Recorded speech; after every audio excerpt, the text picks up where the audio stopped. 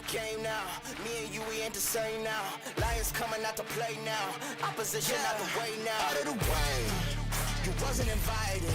Say you come to play, I dare you to try it.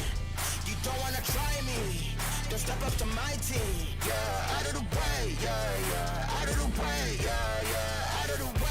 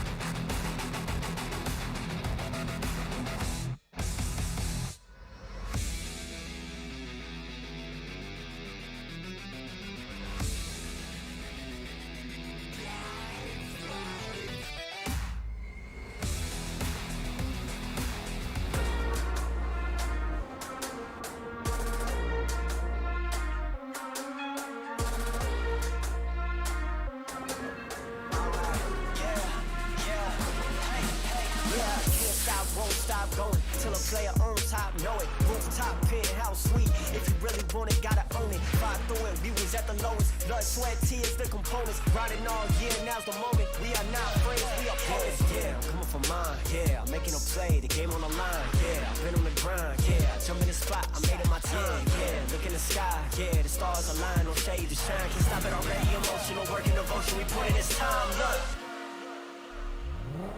You won't stop my stride. I'll just break your line. I don't tolerate wasted time. You take us down, keep fighting. Howdy, y'all, and welcome to the Snapdragon Pro Series, the world's premier mobile esports competition spanning across regions from around the world. Today, we have a Clash of Clans tournament to set that global standard, bringing in 8 of the best teams from Europe, North Africa, and the Middle East to compete for a $50,000 prize pool and for 2 spots to go to a golden ticket competition with a chance to go to the Clash of Clans World Finals. Thank you very much for joining us today here live from Stockholm, Sweden. I'm your host, Woody, and joined by 2 of the greatest co-casters a guy could hope to be on the desk with. I have Lady B and Carbon Finn. Welcome, guys. Thank you so much, Woody. Great to be here. Sweden is absolutely phenomenal. The studio is amazing, Carbon. Yes. And we are back live again, which brings so much more incredible action, don't you think? It does indeed, and that's what we love to be here. And we love to be able to cast this in person, to be able to bring you incredible wars over the next few weeks. And these teams have been playing so much to earn their spots here to eventually maybe be getting that golden ticket, Woody. Right, you are, Carbon Finn. Clashing is our passion, and this is not the beginning of the wars for these teams. We're already in the challenge season, and that means that these squads have already progressed through open brackets, competing in ladders. They've already got dozens of wars underneath their belts, but now is when it gets really serious because we are entering a round-robin stage. But what did it take to get here? From an open opportunity from anyone around the world, we narrowed it down to this specific region, the Europe, Middle East, and North Africa region, and found the very best teams. Lady B, can you walk us through that open series? Absolutely. So there was a 2-phase open ladder process. So we had 2 splits in it. The first one actually had over 916 war attacks, which is absolutely phenomenal, with 96 teams playing. We saw a few less in the second round, but nonetheless, we got the top players coming in to the open finals, which you see here for North America, Europe, MENA, and also India. But we are now down to those top 8 teams. 4 from each of those splits came in to this challenge round from the actual play-ins, Carbon. Yes. And now here we are for the round robin. Indeed, the round robin is where they will be able to earn their spot to get to the challenge finals, and that is where they're going to be going head-to-head against NA and India. Yes, they eventually try to get that golden ticket. And we've got a lot of teams here that are competing, like we talked about, through the open finals.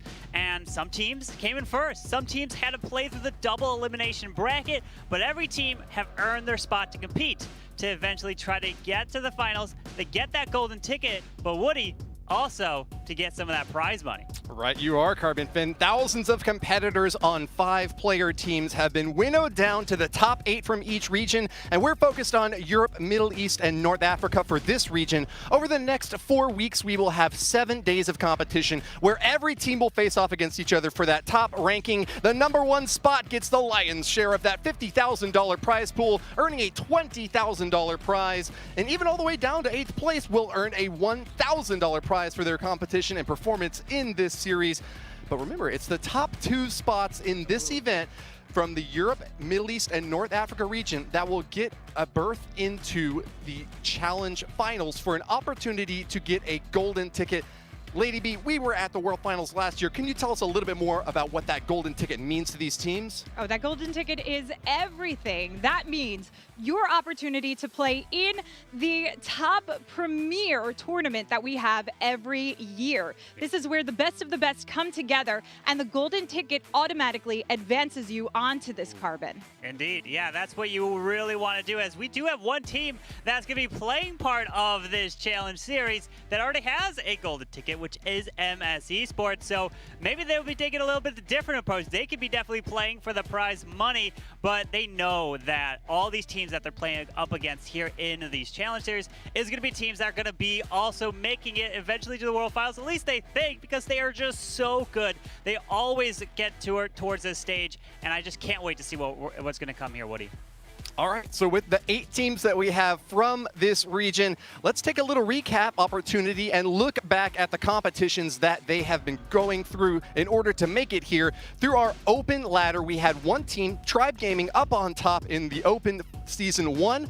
That left teams ranked number 2 through 9 for an open finals double elimination bracket casted by my 2 code desk mates here. Can you tell us a little bit about this bracket, Lady B? Absolutely. So Tribe actually won the upper spot in this, so they did not have to play. They got a comfortable spot to sit back, relax, and watch these teams battle it out. Now, the double elimination bracket is a much more comfortable position for many teams. Strut came in second, and they made it all the way through down. They did get knocked into the lower bracket, but they were eliminated by Badzinger yet again with a different roster. We saw that, of course, during the World Championships. And I want to note that this is a matchup that we might be seeing at some point. I'm not gonna kill any surprises here, but we did wind up with a beautiful, phenomenal amount of players coming in, including MS Esports, who has that golden ticket, and of course, Tampa Nitrostella, Carbon. Yeah, indeed, as this was the Open Finals 1. Remember, if you're just tuning in, you're wondering, what is this bracket that is on the screen?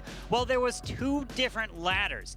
This is the first one, and 4 teams from each ladder essentially qualified. Tribe was the first seed, and then those 3 teams that you saw were the other 3. And then, Woody, we had a whole second ladder that teams had to qualify through. That's right. After those first 4 teams advanced, the field was wide open once again, and another ladder was set up with all the remaining teams able to compete for a second chance to make it to the challenge season that we're in right now.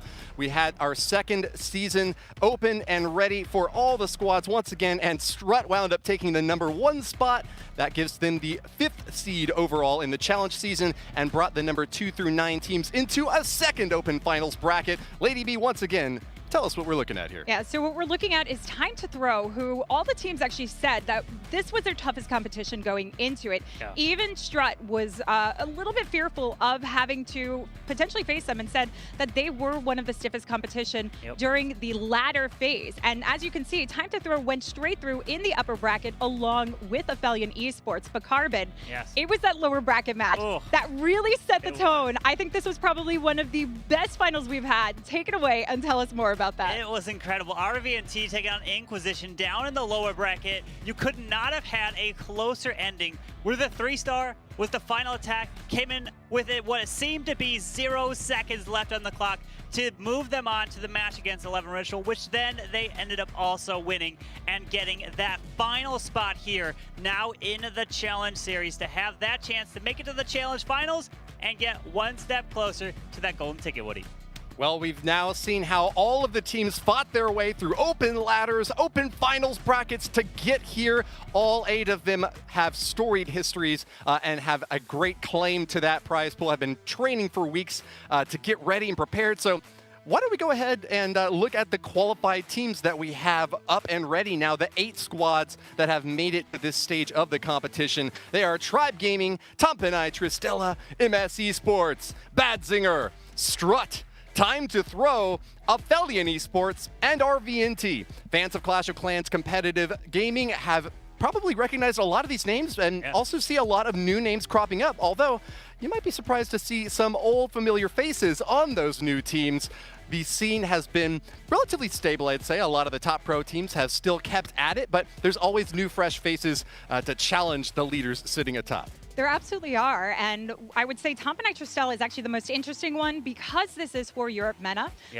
They need to be within the region, so Tampa and I combined with SG Tristella, who are 2 strong teams here, so that actually brings in a wonderful combination, but we did see a lot of changes in the rosters. Carbon, for you, which was one of the biggest changes that you're most excited to see? Well, we had Badzinger coming in as Badzinger did end up taking out Strut, right, in the World Finals, and we did have a big roster change for them, so that's going to be interesting matchups, which we could take a look at the matchups to come here in the qualifiers, so essentially the Challenge Series because Tribe being the #1 seed, they're going to be taking on RVNT. So the 1 versus A seed, and then 2 versus 7. And that is how it's going to be broken up throughout this all. And there it is. Tribe on your screen, you see taking on RVNT the first match. Second one, Time to Throw versus MS Esports, then Tampa Nitrostella versus Aphelion Esports, and then Strut versus Badzinger. We're only going to have 4 matches today, and then there's going to be another set of 4 matches that are going to come on Friday. So we're going to have amazing wars the next few days here, Woody. Right, you are, Carbon, and some familiar faces on these squads as well to be rooting for.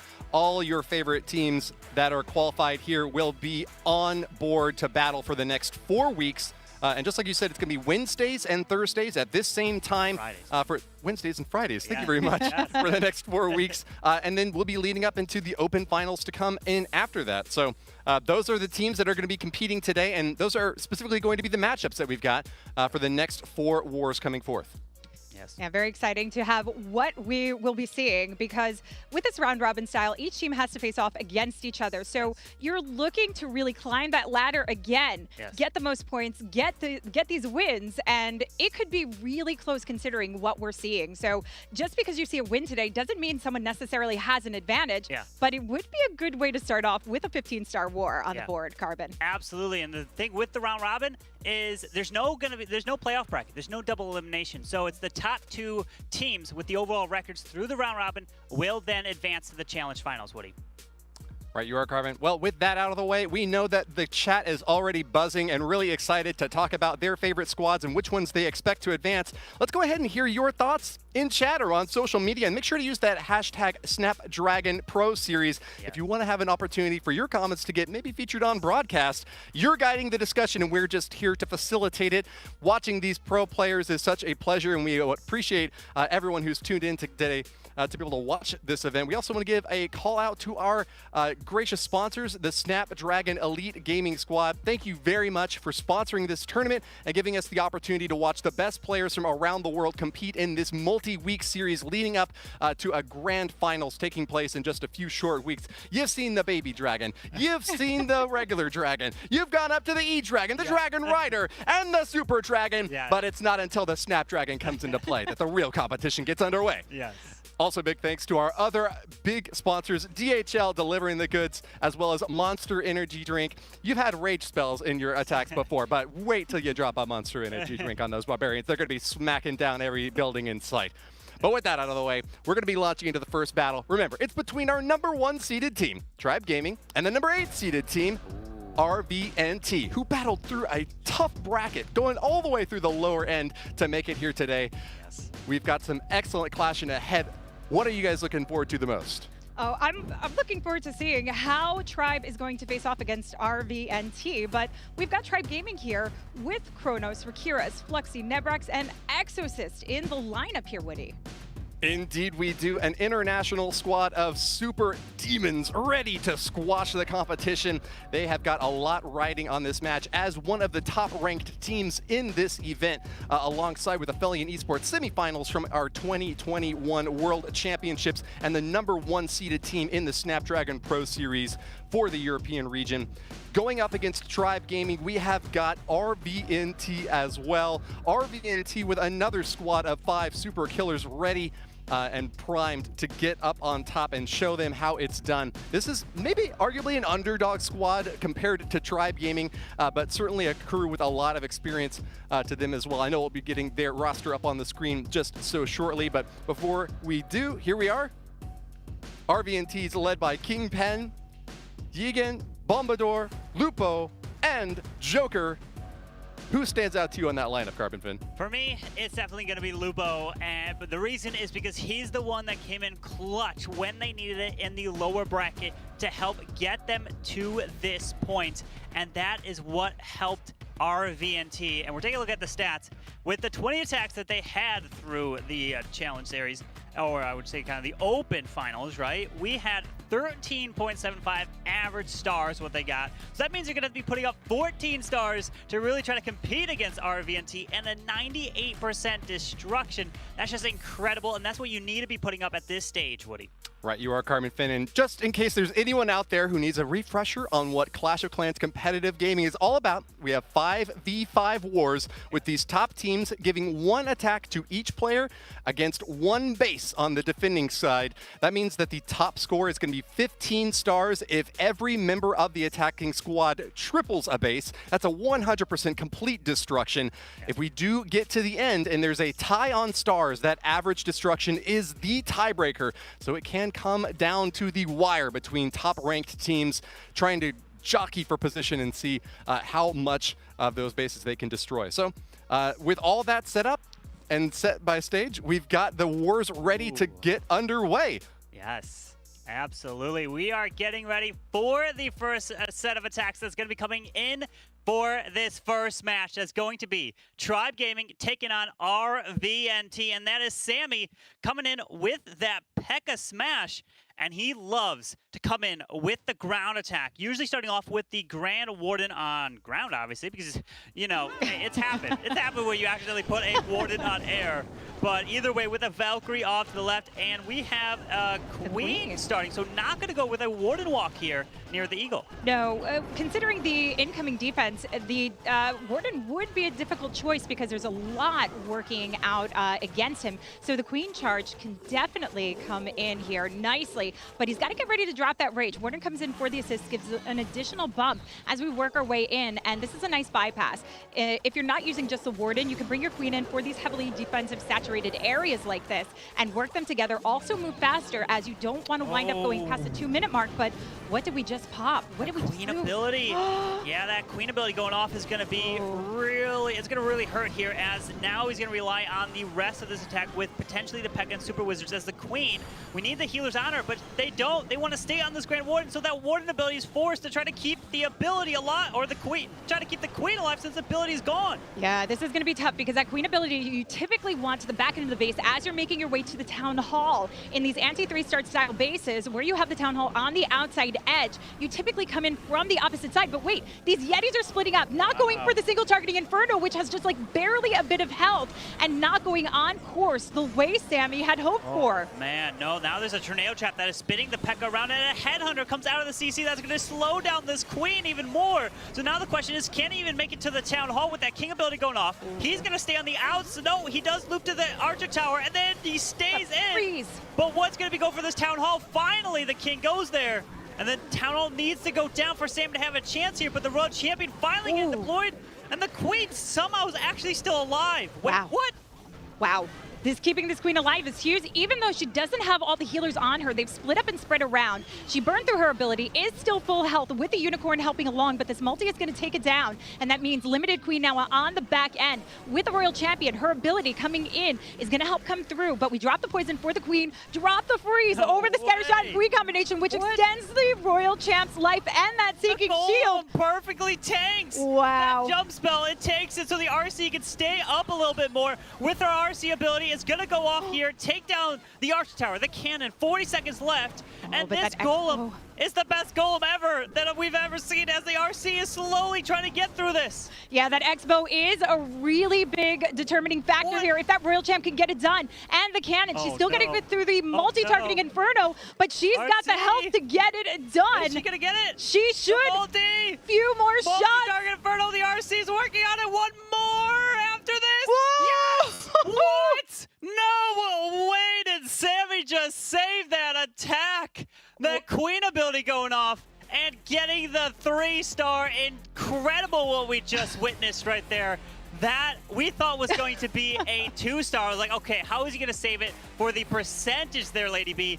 But he gets it done and somehow saves it. That Golem was clutch. That Golem was absolutely clutch. You know, like, this is a showstopper right here, and this is exactly what we saw coming in from RVNT, which is going to put the pressure on Tribe. But I'm sure Tribe was watching during the phases, knowing what they'd have to go up against. And I do have to give just a little bit more opportunity here for what we had going in from 11 Original and how well they actually did coming into the mix. Yeah, we're really going to have to see, as that triple from RVNT set the tone right there. And you know that RVNT are thinking about, how did we just triple? They were probably just hoping to get a high percent 2-star, but converted it for the 3-star. They were sweating on that one, as now Nebrex is starting off for Tribe Gaming, and he's coming with the mass. Oh, look at this, Mass Inferno Dragons, as we have the Blimp going straight for this Town Hall, and a little bit of lightning towards the top side. Probably gonna have Sneaky Goblins come out, and an E-Drag set to the left side to help chain a little bit. Yeah, this is going to help out quite a bit to section off the funneling that you want to see for these Inferno Drags, which actually still have quite a bit of place in the game. They also tend to work very fast, but you notice 3 skeleton spells here that are going to help protect coming through into that splash damage and some of the single targeting items, but this can also help with the heroes in saturated areas like the Expos to get that King in, taking the lead so the Queen can provide her ability towards the back end of the base. Yeah, as he's moving his way in with that freeze spell onto that middle multi-target Inferno, that King and Queen are continuing their way towards the right side as the E-Dragon is still up, making his way through, but that single target Inferno does lock onto one of the Inferno Dragons, causing a bit of an issue, but luckily the Town Hall is down, so he doesn't have to worry about that. But with the World Champion still used at a Tesla farm popping up on the far right side, that is going to be a problem with one more single target Inferno in this base. Yeah, definitely. The single targeting Infernos on the back end are the things that you really worry about the most, but this is why you typically reserve your Royal Champion. However, she's coming in with the main pack to take on the Scatter Shot. The Queen's still there with her ability, so this helps reserve the Royal Champ ability as long as there's something there to tank for her, or he has freezes and invisibility spells, which Nebrex does. He's got the time to get this in. He's got the power to finish it up. It's just making sure he goes through. We're going to see the Drag Rider go down. He tries to save it, but, I mean, taking down the Battle Builder hut definitely worth the value. Yeah, as the RC ability now is for single, gets frozen with that freeze spell. He's liking this with a minute left. We've got that Queen ability, makes the oh, look at that, the single. He's not able to, yes, wow. There, beautiful job. Down it goes. We do have a Tornado Trap, that's not gonna matter. And Nebrex tripling for Tribe Gaming, well done. Queen coming around, finishing it off, and answering the call just like that, Woody. But a super smackdown from Nebrex. Inferno Dragons melting this base and getting us off to a 3-3 draw so far with this first war. RVNT and Tribe Gaming are giving us a show to start off with. Indeed, the tight start is only going to get hotter as things continue on into the later stages of this round. Yeah. Can you give us a sense for maybe, though, which team you think got the upper hand out of that first exchange? You know, I think it's a tough call because anytime you're picking up the 3-star, you're setting the tone. When you're in that lead position, Carbon, it really gives you a lot of opportunity and advantage. The ball is in your court. What do you think? Well, we know straight up that it's a 3-3. It's a tie right now. But if it comes down to it, we might just have Tribe technically in the lead because of the average attack duration, because their attack was faster, right? So that's what it comes down to at this stage of the competition, where you have to be putting up 14, 15 stars war, and if you do both go perfect, then we've seen it happen before, where if one team is just a little bit slower in their attacks, they are not able to win that match. And wow, Woody, it's just been, we're gonna see an incredible set of wars or attacks to come after that. You sure are, and they're getting started right now. Let's go into the second volley of this war between Tribe Gaming and RVNT. Get into it, guys. We're ready. Oh, yes. So we've got the next attack coming up, and we've got Joker in with this mix here for RVNT. Now, Joker coming from a former Italian team as well, Andros Fighters. So you see that name there, and that's what it's attached to. One of the strongest Italian teams that he came from, and joining what's becoming one of the strongest Italian teams in the game here. So we do have the King starting this one off with the Queen Charge Drag Rider. We've got the Wall Wrecker. We're starting to see more and more of this, Carbon, to actually cut through the base, really work their way through, get to that Town Hall with a Queen Charge, and then leave limited damage for these Drag Riders to have to get through. Yeah, as that Queen is now under rage with a Wall Wrecker, not a Log Launcher. So typically you might see sometimes a Log Launcher which has those logs end up taking out a multi-target Inferno, but that's not the case. He just wants to beat this wall through with that Wall Wrecker to go all the way through and to make sure it is able to help stop and take that multi-target Inferno down, to help with pathing, to help with the Queen. But we got Super Minions, Rocket Loons, rage this Queen up as the Super Minions are now locking onto the Wall Wrecker, which will open Balloons come out to help take this multi-target Inferno down. Yeah, the balloons helping out quite a bit with that Drag Rider in the core of the base. This is going to navigate the path and keeping that Queen on point for the single target Inferno and Town Hall, but he's got to be mindful. With the freezes, drop it, and also gets it over the Warden Tower, which packs a pretty nasty punch, so it does alleviate the pressure. Wait a second, where's the Queen gonna path? She's gonna go to this Wizard Tower, then the Builder Hut, and then she might loop to the Archer Tower, but that's why he drops the World Champion over there to help potentially bring this Queen back towards that Grand Warden Altar and then eventually take that Town Hall down, but he's not waiting. The Dragon Riders are in. He has the World Champion in as well, already dropped the World Champion to help the Queen pathing, and yes, she does path her way closer to the Town Hall, which there is a Tesla farm waiting for this section as the Warden ability just goes off to protect the Dragon Riders. Yeah, and he's got the freeze to hold off the Scattershot air defense combination, but rages them up before going in there, especially because we've got the air sweeper pushing them back. So trying to force their way in, effectively does it, gets that Scattershot down. A lot of traps coming through, but with the Queen still alive and the ability intact, he's got what he needs to finish off the job here. But I like that he's got cleanup spread around from that 9 o'clock side with the minions, where there's very limited air targeting damage, and he has it spread across from the other side, so everything is saturated together. Yeah, as the Queen's ability goes off with one more minion to use, these buildings or the defenses won't be able to stop these Dragon Riders here, as Joker is going to be putting up a 3-star for RVNT. Beautiful charge, beautiful wall wrecker, which we typically don't see that often, as a wall wrecker is used very rarely. It's usually a log launcher paired with maybe a King and a Grand Warden to kind of get that value with that Warden Eternal Tome. But it was a beautiful attack from RVNT, and now just putting the pressure onto Tribe. Yeah, this pressure is definitely going to be feeling from Tribe, because every time you're in that starting position, we talked about it, 3 stars are the way to go. It's your position to actually keep that pace set. So this now puts the pressure on Tribe to perform, to drop that 3-star that's going to be necessary. But the question is, where are defenses? Where are we going to see them? I mean, we know that it's a difficult meta right now. Yeah. And, you know, what are your feelings? Do you think Tribe has the defenses to take down RVNT? I think both sides definitely do. I think Tribe can do it. It just comes down to that mentality of one player. If they accidentally drop one troop on the wrong tile, that could be it. Right? Your Queen goes the wrong way and you fail. A 99% fail is all that it takes to lose a match like this at this stage here.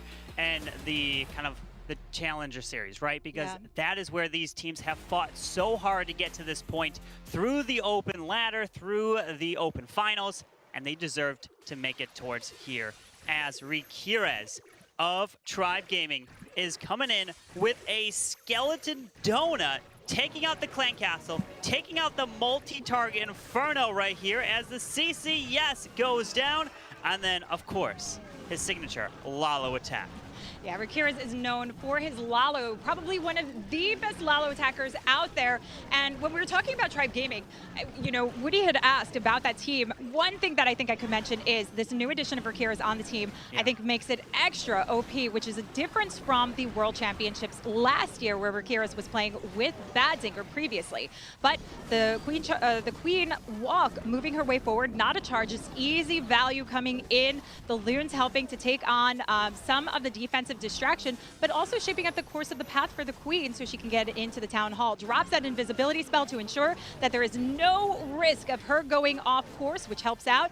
And this is all she really needs to do. Just very limited value that you can pick up. But it's a Royal Champ and the King that need to pick up a tiny bit more. As a Lalo comes in, the Royal Champ might have some extra boost if balloons push quick enough. Oh, it's incredible value so far, as the balloons can fly through the Seagull, take that out, and there is the defending World Champ on the top side. But he's got Headhunters and even a Stone Slammer. It almost feels like he could swag the Stone Slammer with the Lalo that's coming through, and that Ice Sound will pop over the Tesla farm near that multi-target Inferno and also perfectly protect everything there, as the balloons are pathing their way through the Scattershot. Get ready for a Warden Eternal Tome maybe to protect these Loons.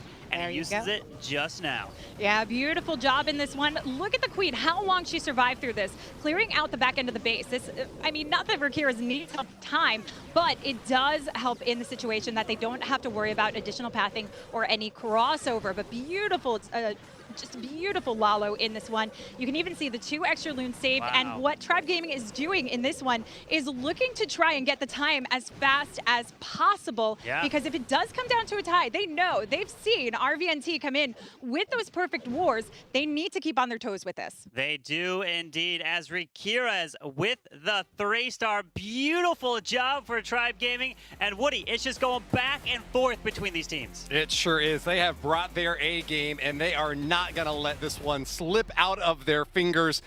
2 more attacks and 2 more 3-stars for both of these squads. And I gotta say, it was even more dominant than the first round. Right. We saw RVNT get a really impressive triple to continue this salvo of attacks. And then just right after that, expert timing, great use of lots of different troops hitting into Headhunter at the very end to knock down the enemy Royal Champion. Just timing that Ice Hound perfectly to get the freeze over a huge patch to protect those balloons on the back end. That was a really expertly planned and executed attack. And excellent job to both of these teams, but happy to see that Tribe Gaming is working at the very top of their abilities once again. They certainly are, but Tribe is known for working at the top of their abilities, and with the addition of Rikira's, I mean, you see a lot more of these Ice Hounds coming into the mix, and when you have seasoned Lalo veterans like this that know exactly where to plan them, how to time them to pop off for that value, that's where you see the exceptional use of it, which is why you want to start using these, these Ice Hounds in the mix. If you have Tesla farms, if you have heroes near air defenses, it's going to come in nice and handy. So Rikira is definitely a secret weapon for Tribe Gaming this year, but we still have to see how they respond after this, after the next attacks to come in, Carbon. Yeah, and the storyline here with Tribe, as they were the first team to qualify for this position. So they've been waiting the longest, as RVNT was the very last one to make it, as they were the A seed. So it really comes down to, was Tribe, did they on little kind of a vacation almost there, but they've been playing in a bit of other matches, Woody. Right. Well, we are entering the mid-war now with the 3rd round to begin. RVNT kicking it off. It's Bombador to get it going, Lady B. Okay, so we got Bombador coming in also with the Skelly Donut here, coming straight into the core of the base. Does not have any bats in this, despite having some heroes surrounding, so it does make it a little bit riskier, but there's very limited damage coming through, so that does help out. It also sneaks up any possible Teslas in that core area, which is nice, because if he's intending to work a Lalo around, he knows that they're not going to get baited into the core of the base. Yeah, and that's the brilliant thing is, in terms of red air mines, right? You don't want to find those with your balloons for splash damage, as he still has 2 invisibility spells to utilize, as this king is pathing his way around in towards the multi-target Inferno, but he might go to the barracks, which could be a little bit of an issue as the Ice Golem freezes, the air defense goes down, and I don't think this king will make his way into this multi now. No, this Royal Champ, though, doing some extra work. The King does come in, could take the lead and maybe protect the Royal Champion, but she's burned through the ability. He pops his ability and comes in and works through. He's got the multi there, cuts across the base to take it on. And actually, this value is coming in perfectly with the Royal Champ. Oh, she's just trying to get that Eagle down, but the Queen is going to finish the job off here. Yeah, this Queen still has her ability, takes down the Arch Tower, takes down the air defense, as the Lalo is now starting over the Town Hall with the balloons taking out the Archer Tower. The Hound pulling a few traps here, and the Warden is not deployed just yet, so he's sending the Warden more towards the Grand Warden side into the Town Hall, which he has a couple freezes to use to keep it frozen, but no Rage Spell, which is typically sometimes used near a Town Hall to help take it down even faster. Yeah. Ooh, we've got the red air bombs, just pops that ability. We've got the Tornado Trap on the backside, which he needs his haste to sweep them through into the single, get it taken down, and out of the Poison Bomb in enough time. And it's just enough time to get it done, but it's a Stone Slammer that's going to come in with really helping out for the scatter shot position and the surrounding loons to finish this one off. Yeah, as that Stone Slammer's moving through with the freeze onto the scatter and the Tesla farm. It looks like he's overwhelming this backside, and the Unicorn slowly making its way back to the left, and it's going to go down. But Bombador of RVNT is going to bring another 3-star here in this match to put them up to 9. And what a beautiful job. Dragon Rider comes out of that Stone Slammer, and RVNT could not have asked for a better start. Oh, they couldn't have. And I think we have the Eternal King coming into this, considering he was in such a risky position for this. It's absolutely insane to see him finishing off, helping with that cleanup, Carbon. That means it could really affect some of the time that they really need to make up for. But I still think Tribe probably has a little bit more of that lead with it. Well, we'll have to take a look towards, obviously, once it gets closer towards the end of the war, but you see your screen. there's not a single fail. It's 3-star after 3-star coming in for this match, which is absolutely incredible, and that's what you have to do here. And they are bringing beautiful attacks, right? And a lot of it, Lalo, as they are really good with the air attacks. They know what they're doing, especially with a few skeleton donuts, taking out the clan castles, any inferno towers, and just pathing away from the core of the base. Yep, this is what they're known for, and I think it makes it harder for Tribe because, you know, Tribe knows how to do this, but they don't necessarily know what to go against with a team that, while they're good at Lalo, can really switch up to anything that they want to do, and that's what makes the meta so hard right now, and that's why we do see a lot of big scoring wars, because for the teams that you know, it's easier to defend, depending if they're specific style attackers, but when they're not, you don't quite know what you're going to be building up against and how they're going to switch up the meta, and it looks like RVNT has taken advantage of that. But it's up to Exosys to come in, try and keep the triple train going, and let's see if he can do it with this Queen Charge Lalo. A lot of people ask about why so much Lalo, but this is because it's one of the most expertise attacks. Like, you have to be super expert to get going with this. To actually make the pathing and shape up and use your heroes. So we've got the Flame Flinger working alongside with the Queen, and this is doing some amazing work here, Carbon. Yeah, as this Queen's gonna slowly make her way to the left towards a scatter shot with that Flame Flinger helping to take the Eagle Artillery down, as we have the archers. Oh, and the Headhunter coming out with this, and the Queen's gonna slowly make her way in towards the scatter and the Royal Champion. And no jump spell, so keep an eye on these super wall breakers that are going to path their way potentially to break all the way into the middle. Yeah, that multi in the middle is something that he does not necessarily want to come into contend with. So we'll see how she works through. We've got those openings in the wall, but we need to ensure that it gets open. That's why he's got 2 wall breakers to ensure that he can get through. Now we do have this Lalo. We have the Warden still reserved, which likely means we're coming in for the Town Hall with the Laloon, but we still need to get a good path for the Queen, and she could even make her way actually right up to the Town Hall to take that down. And with the Flame Flinger going for that scatter shot position, I don't know. I'm actually, I think this, you know, 19 loons is not a lot. This is really a matter of cleanup. Yeah. Let's see how this charge goes. He's got the opening, leading up, the wall rages, there it goes. gets into the Town Hall. And the Queen just needs to make her pass here. So starts off this Lalo to ensure that the Queen actually pushes to the Town Hall card. And the Royal Champion's gonna path their way into that middle multi-target Inferno. What incredible pathing for this Queen. That wall break was brilliant as he rages her up to keep her going as the multi-target Inferno is taken out. So these healers do not get hit as the Warden with the Lalo is coming towards the top side, and he can burn the Queen ability for the Town Hall, but it doesn't look like she's going to path directly toward it just yet, so the Warden Internal Tome's going to have to be used to protect him. Yeah, just waiting on that timing there. Tornado Trap starting off, so this timing could wear out, which means he might not have what he needs to get through. He doesn't have the haste in the position to get them down. It comes into the combination of the Wizard Tower, the Teslas, and the air defense. Drops the invisibility spell to try and spare this Royal Champion just a little bit longer, but it is going to be up to the Queen and the back end loons coming in to finish this off, but only 25 seconds left to go. Yeah, that's an issue as he does have Queen ability, so he's gonna have to burn the Queen ability now as he's got minions around, but there's no cleanup towards the left side collectors. 14 seconds left. The archers split. They go over there. The cannon's gonna go down. 10 seconds here. Come on, minions. Archers, get over there. 7. Exosys needs a 3-star minions. 4, 3, 2, 1. No! It's gonna be a time fail for Exosys. 99%, Woody.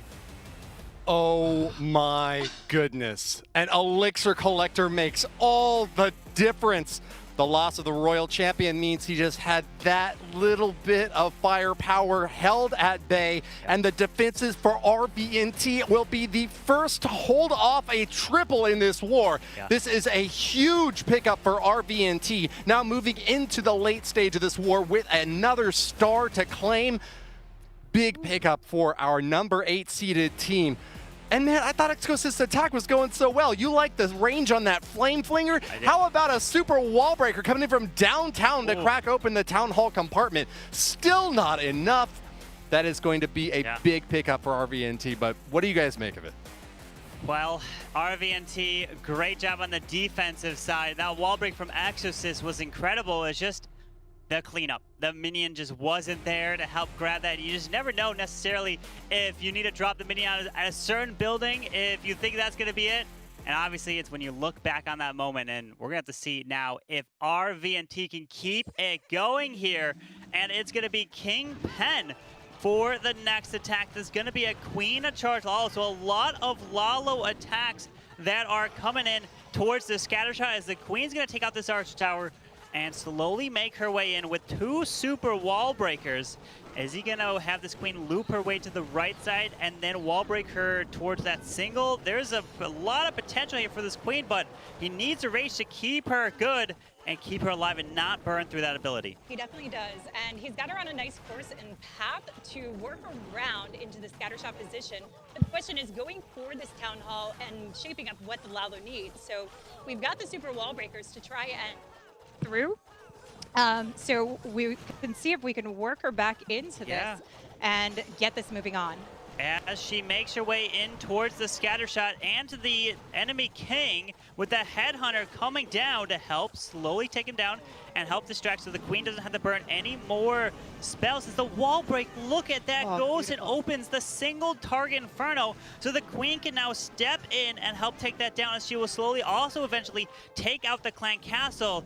So if she steps into that CC radius, that single target Inferno is going to be waiting for her. That is, but he's got 2 freezes. He's also got an invisibility spell. All of this needing to be used to help out. He does have a blimp as a safety net as well that could come into play if it doesn't go the way he wants. But so far, the King value, the Queen value, and the Royal Champ going along are really going to suit this nicely. Again, 19 loons we're talking about here. So this tends to be about cleanup, but has to force the Queen ability early coming in. And he's not even dropped the freeze on this. He's got the super minions to worry about as well. Yeah, he's decided to not use the freeze spells for that Queen, and so instead decided to go with that Queen ability. So he can use a blimp for the Town Hall if he so chooses, as the Lalo is now starting. As look at that, the Royal Champion took out the Inferno Tower, and she's going to get taken down by the enemy Queen. But these healers, I don't think that Queen's going to survive. Oh, uses an invisibility spell to keep her up. Oh, the invisibility spell was much needed. A good save here. And again, the blimp coming in as the backup since he wasn't able to get to the Town Hall.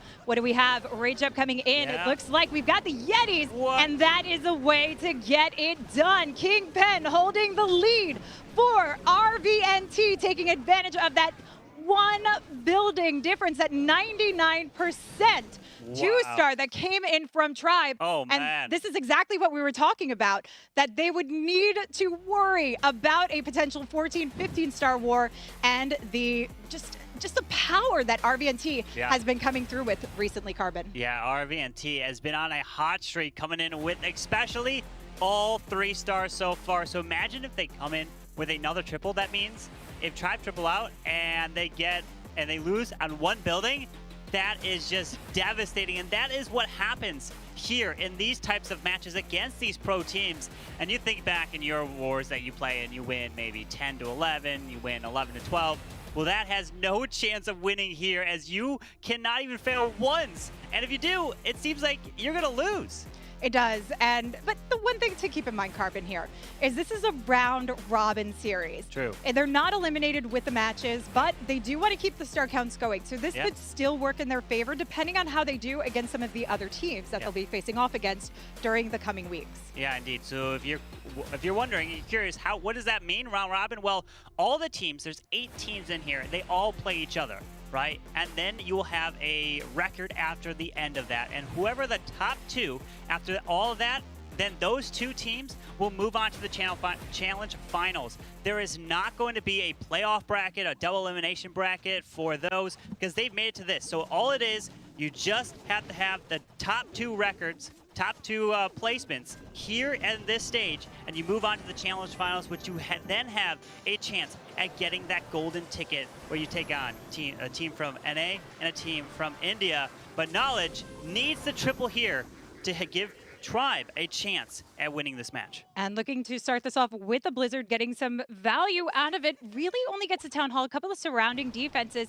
The biggest thing is that single that still remains that has to be taken on, which will be likely a backtrack for this Laloon, but won't affect the hero pathing. And also reachable on the outside edge of the base, so it makes it a little bit easier. And you can already see the Valk taking care of the cleanup. But did we get the full lure? Sends in the Ice Golem to come in for the heroes to advance on. and potentially take on the not only the scatter shot here, but he could work through, get that multi down, and I'd be curious to see if he can extend as far as the Eagle artillery. The Queen does one-shot that Headhunter, which means that there actually might be a full rest of the clan castle in there. That could be a problem, as his blimp didn't pull it out, as the King, World Champion, Queen are all making their, okay, it's super minions. You can drop a poison spell, and that's not as deadly as a Lava Hound, which would absolutely stall up a World Champion and a Queen in their tracks, as they can continue the way through. Misses the Invis on the RC, so she might not be able to get this multi here. Oh no, he used the second invisibility spell to get that done. Wow, and he came so close to that Queen dying out before he dropped that invisibility spell. Like low health. She's back to full health now because of it. And she's going for the CC and the multi here as the Royal Champ cuts across for the Eagle to help out. Wait. She's coming back around. She's going to the outside. Right? She's going in the core of the base. Show up, Queen. Where are you? Come on. Come back to the multi, unless there's a building up there. No, she is. There she is. Finally, the Queen's like, I'm going to go off screen. And then she shows up and clutches that middle multi and the sweeper as the ward ability goes off. But where are the Headhunters? They're locked out of the defending King, and then they make their way over to the enemy RC to help take her out. But there's a bunch of loons still making their way around with a Dragon Rider in the middle of all of them. Oh, that Dragon Rider helps out so much. But we've got that single to get to. The loons covering it nice and easy. A lot of red air bombs, but not so much. They can't get this stopped. Knowledge coming in, dropping the power. 32 seconds left to go as the minions start swarming through the back end, but they've got some hefty competition with the Skellies trying to delay them. But you know what, Carbon? It is not going to be enough. Knowledge is bringing them back through, trying to keep the dream alive, but there's only one more attack left to go, Woody. The dream is alive, but can they hold on to a defense in the next round? RVNT has gone 4 for 4 on triples for all of their attacks. Yeah. And if they get one more, they'll have a perfect war with an impossible task ahead for Tribe Gaming. Yep. This is a really difficult spot for Tribe to be in right now, as they need both a defensive pickup and an offensive lead against RVNT, who just seems unbeatable at this stage. They definitely seem unbeatable, but they still have the pressure, Carbon, to pick up that final hit. They do. So that's going to be the determining factor here. And with the 99%, that puts so much pressure on, because if they come down to a 99% with their last attack, we're then looking at time. If they come in with a 98%, that's it. They don't win this first matchup, Well, and they're. It depends on what Tribe does. Tribe would have to triple, right? That's true. So it comes down to really, they know that they have to triple to win, because if they don't, then Tribe triples and they win. And if they were to fail, RVNT that is, and it would have to be a 99% fail, Woody. Their fate is in their hands. A triple clinches the win. RVNT, give it everything you've got. Ooh, here we go with Lupo, and I talked about at the start where Lupo was the one to come in clutch for his team that was in the lower bracket of the open ladder, or the open finals number 2, and he was the one that helped clutch up that final attack to win the war on the last possible second to help get them to this point here, as the Queen now has the healers on, charging in towards the Eagle Artillery, taking a lot of damage, drops that rage, get ready for a balloon. There it is, the test for a Seeking Air Mine.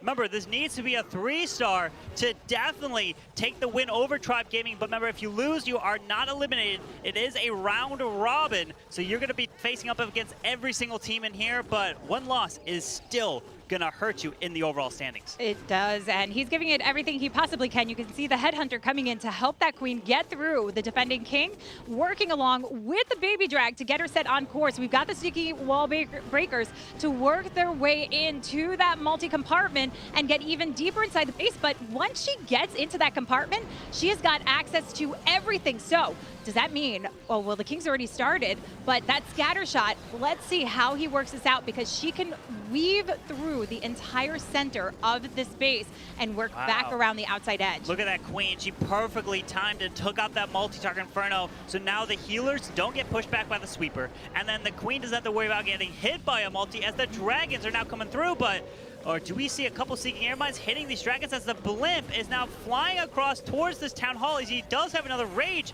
he could potentially use, but that Queen is low health as her ability is forced. Yeah, that's oh, the tornado!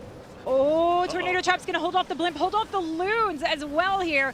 And let's see if the Drag Rider can finish it off. But this means we have the dragons potentially going through that poison bomb to go straight through. Oh, this is going to lose so much power. But the Queen's back to full health, Carbon. It's just about the back end of the base. He's got to freeze. But what's that radius of the scatter shot? Is it going to go for those healers once the Queen bypasses? I mean, the Queen will walk around the wall, meaning the scatter shot won't be able to hit her, but it will be able to hit the healers. But look at this. He's got another rage spell, which he can drop, and the healers are going down. No Queen ability, so he can drop the rage on these dragons. Remember, a 3-star, and they win. If it's a 99%, then at Tribe triples, it'll be a tie. So anything less than a 99 would be a fail and have Tribe have a chance here as we got 40 seconds left. These dragons are getting picked off by the Tesla farm. Oh, the dragon comes in, but not able to do it. Electro Owl under the rage. It's not going to happen. And wait. 97% for Lupo, which means that Tribe Gaming has a chance right now. If they triple, they win. If they don't, they will lose this match. Yeah, this is, this is all or nothing for Tribe right now. Yeah. Not that it is a single elimination. You mentioned it. We're talking about round robin here. So you're looking to work your way up the boards, up the ranks, and get to that top position, top 2 positions indeed. So they're still in a good position to have these high scoring wars. Finishing off with 14 stars is no shame to be in, especially with a 3 building difference in it. Yeah, 3 buildings. And 99%, well, to 97, so maybe just the 2. And RVNT is so close. But remember, it's not over for them just yet, as they can still hold the defense against Tribe. But if Tribe come in with the triple, they will win. And I think, what is it, maybe Kronos? I don't think we saw Kronos attack. Or it could be, unless he did, unless we have Flux. We have a lot of different potential players that could come in, right? Both these teams, or all the teams in here, do have more than 5 in terms that can play, right? So if someone is not available for certain matches throughout the whole season, you're able to swap in, which is what makes these teams so strong. And it is indeed going to be Kronos with the Queen charge, Lalo, and he's got a few super barbarians to help potentially set a little bit of a funnel, Lady B. Yeah, these work nicely for the funnel. The Queen needs her pathing to come in to just get what she needs out of this. Now, we do have the Eagle that we want to take down and start pathing her way inside the base. There's no jump, but 4 super wall breakers to actually set her on course. Loon's coming in, and I'm curious to see if we're going to use that Drag Rider to actually go for the Eagle, set the Queen on course for the multi, because this is a perfect opportunity and great value out of 1 Drag Rider to take on a huge defensive item. Seeking air mine. Wait. This is the biggest thing I'm worried about is, no, there's not. So this Dragon Rider is going to get so much value, including the Eagle, including the Wizard Tower, as this Queen's going to slowly path her way in towards that middle multi-target Inferno. The Scatter's there, but also the Clan Castle. So we have to be careful to see, and he finds a Tesla farm. So that King and burn ability, maybe with a Royal Champ to help clear that area. Yeah, this does actually not only pick up the Tesla farm, but distracts it temporarily to give the King a little bit more power. He needs to get the entire compartment cleaned up to keep the Queen on track so we can get those additional wall breaks through, cutting across the base. Now, we do have the Stone Slammer selected, but I'm curious to see if it's going to switch up to a blimp, potentially. The Tornado Trap holding back, though, the King and that Royal Champion. Super Minions, he didn't poison them. Oh, they step in the poison now, as they, at least he found the Tornado Trap, so he doesn't have to worry about that for the Lalo. So there's no Tornado Trap around the Town Hall, as this Queen is continuing her charge in. RC ability goes off, and he's going to Lalo straight into this Town Hall, and he does have a couple more rage spells to use for this attack. Yeah, this is looking good so far. Stone Slammer still intact here to come in for the back end side of the base, where we have the multi-targeting Inferno. Queen, though, has to worry about the single that's on her. Might want to drop the freeze if he wants to keep her going, but forces the ability instead.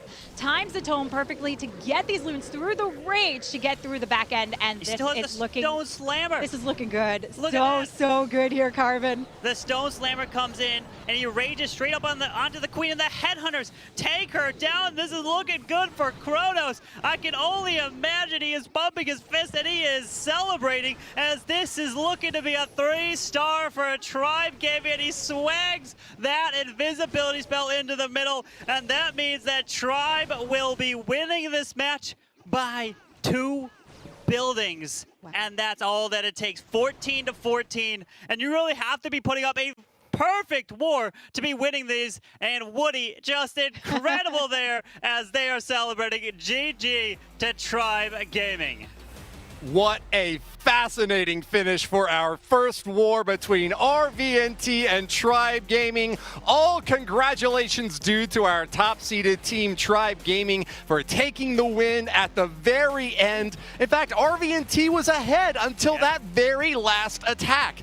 RVNT was the team that had the highest average stars from among the 6 squads that advanced through a bracket, but Tribe Gaming, the #1 seed at the top of the ladder and still at the top of the game, will take the very first win in the challenge season for this Snapdragon Pro Series. What a finish.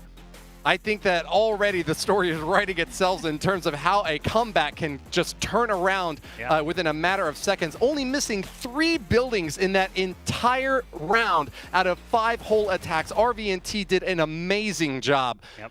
But in the end, just wasn't enough, was it? No, it wasn't. And but what I have to say is, you mentioned Tribe as the top team, sitting now in that top area with only 1 building difference for now, because we still have more matches to come. We do. But they took on the lowest bracket, the team that came in from the lower bracket in the second round. So they were 8th position in this.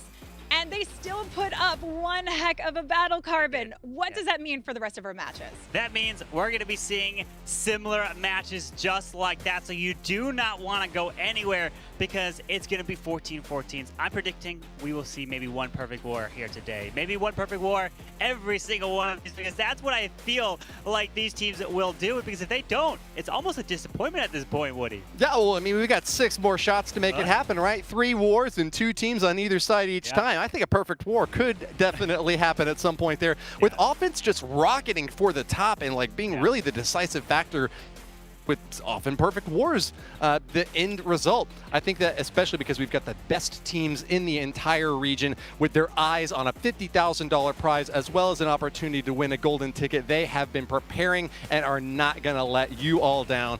Thanks for joining us for this first war of the day. We've got 3 more coming up later today for the other 6 teams that are in this competition. But first, why don't we see some highlights from this last war before we get things reset and ready for war number 2. But frozen, but no rage spell, which is typically sometimes used near a town hall to help take it down even faster. Ooh, we've got the red air bombs, just pops that ability. We've got the tornado trap on the backside. Matter of cleanup. Let's see how this charge goes. He's got the opening, leading out the wall break. rages. There it goes. Gets into the town hall. And the queen just needs to make her pass here. So starts off this Lalo to ensure that the queen actually pushes to the town hall card. And the world champion is going to path their way into that middle multi-target inferno. What incredible pathing for this queen. That wall break was brilliant as he rages her up to keep her going as the multi-target inferno is taken out. So these healers do not get directly toward it just yet. So the ward internal tome's going to have to be used to protect them. Yeah, just waiting on that timing there. Tornado trap starting off, so this timing could wear out, which means he might not have what he needs to get through. He doesn't have the haste in the position to get them down. It comes into the combination of the wizard tower. Tornado trap's gonna hold off the blimp, hold off the loons as well here. And let's see if the drag rider can finish it off. But this means we have the dragons potentially going through. We got 40 seconds left. These dragons are getting picked off by the Tesla farm. Oh, the dragon comes in, but not able to do it. Electro Owl under the rage. It's not gonna happen. Brought to you by Snapdragon Elite Gaming, Monster Energy, and DHL.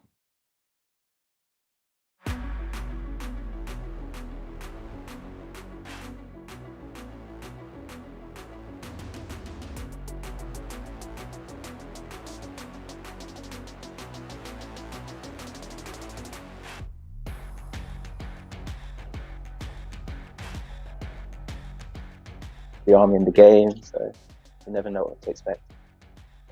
But I would probably be doing most of the organizing stuff. That's what I do in the clan.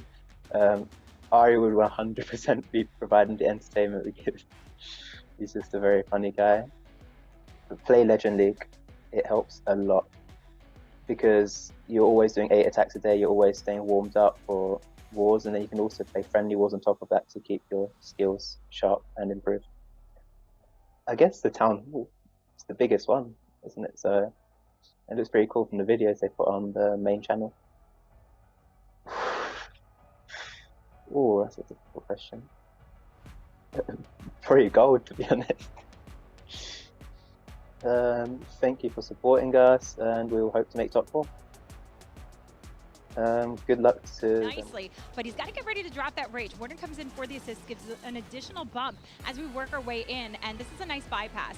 If you're not using just the Warden, you can bring your Queen in for these heavily defensive saturated areas like this and work them together on Hall. In these anti-3-star style bases where you have the Town Hall on the outside edge, you typically come in from the opposite side, but wait, these Yetis are splitting up, not going for the single targeting Inferno, which has just like barely a bit of health, and not going on course the way Sammy had hoped for. Man, no, now there's a tornado trap that is Spin Hunter comes out of the CC. That's going to slow down this Queen even more. So now the question is, can he even make it to the Town Hall with that King ability going off? He's going to stay on the outs. No, he does loop to the Archer Tower, and then he stays in. Freeze.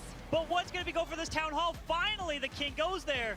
And then Town Hall needs to go down for Sam to have a chance here, but the Royal Champion finally getting deployed. And the Queen somehow is actually... Few more shots. Target Inferno, the RC is working on it. One more after this. Whoa! Yes! What? No way did Sammy just... Section off the funneling that you want to see for these Inferno drags, which actually still have quite a bit of place in the game. They also tend to work very fast, but you notice 3 skeleton spells here that are going to help protect coming through into that splash damage in some of the city. Right side as the E-Dragon is still up, making his way through, but that single target Inferno does lock onto one of the Inferno Dragons, causing a bit of an issue, but luckily the Town Hall... To finish it up, it's just making sure he goes through. We're going to see the Drag Rider go down. He tries to save it, but, I mean, taking down the Battle Builder hut, definitely worth the value. Yeah, as he's liking this with a minute left. We've got that Queen ability, makes the drag... Oh, look at that, the single. He's not able to... Yes, wow. There, beautiful job. Down it goes. We do have a tornado trap. That's not going to matter. And Nirax tripling for Tribe Gaming. Well nicely, but he's got to get ready to drop that rage. Warden comes in for the assist, gives an additional bump as we work our way in, and this is a nice bypass. If you're not using just the Warden, you can bring your Queen in for these heavily defensive saturated areas like this and work them together on Hall. In these anti-3-star style bases where you have the Town Hall on the outside edge, you typically come in from the opposite side, but wait, these Yetis are splitting up, not going for the single targeting Inferno, which has just like barely a bit of health, and not going on course the way Sammy had hoped for. Man, no, now there's a tornado trap that is Spin Hunter comes out of the CC. That's going to slow down this Queen even more. So now the question is, can he even make it to the Town Hall with that King ability going off? He's going to stay on the outs. No, he does loop to the Archer Tower, and then he stays in. Freeze. But what's going to be going for this Town Hall? Finally, the King goes there. And then Town Hall needs to go down for Sam to have a chance here, but the Royal Champion finally gets deployed. And the Queen somehow is actually... Few more shots! Target Inferno, the RC is working on it. One more after this! Whoa! Yes! What? No way did Sammy just... Section off the funneling that you wanted.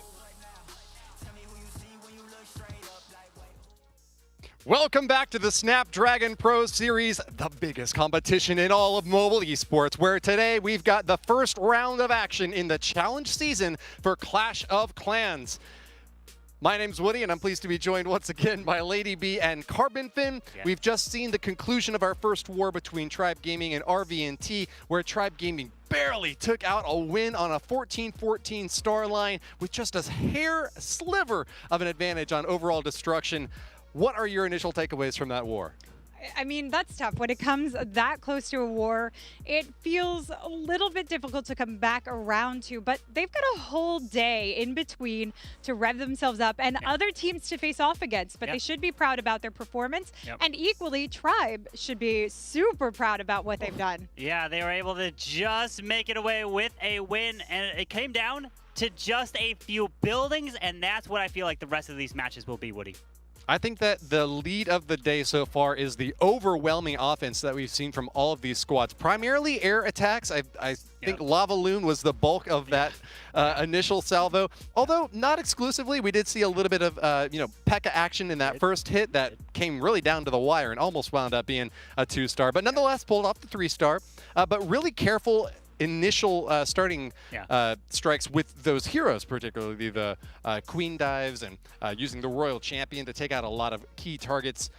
Is there any kind of finesse that you see from these players? Anything worth pointing out that has maybe been different from previous attacks? I would say nothing too crazily different. I would say, which was really impressive, was towards some of the end of the attacks, they saved their siege machines, right? They either saved the Stone Slammer, or especially for Kingpin, he saved the Blimp to the very end with the Yetis to take out at a Town Hall, which got an overwhelming crushing triple, ADB. Absolutely. And we also saw the Wall Wrecker, which we're starting to see a little bit more of in place of that log launcher. It can give a little bit more power. In the case, it actually wound up having some issues of not getting fully through the base, which was a bit problematic and spread out the Yetis. But it is actually a viable course that we're starting to see more of, that we stopped for quite some time. Well, we've just got the results from one war ready now, so let's go ahead and toss up the leaderboard, and you can see what that's going to look like as we progress through these upcoming 4 weeks with all 8 clans vying for the very top spots. A $50,000 prize pool, but you got to finish at the very top if you want to get the biggest share of it. Tribe Gaming up on the leaderboard in the #1 position, holding on to those 3 points off of their win against RVNT.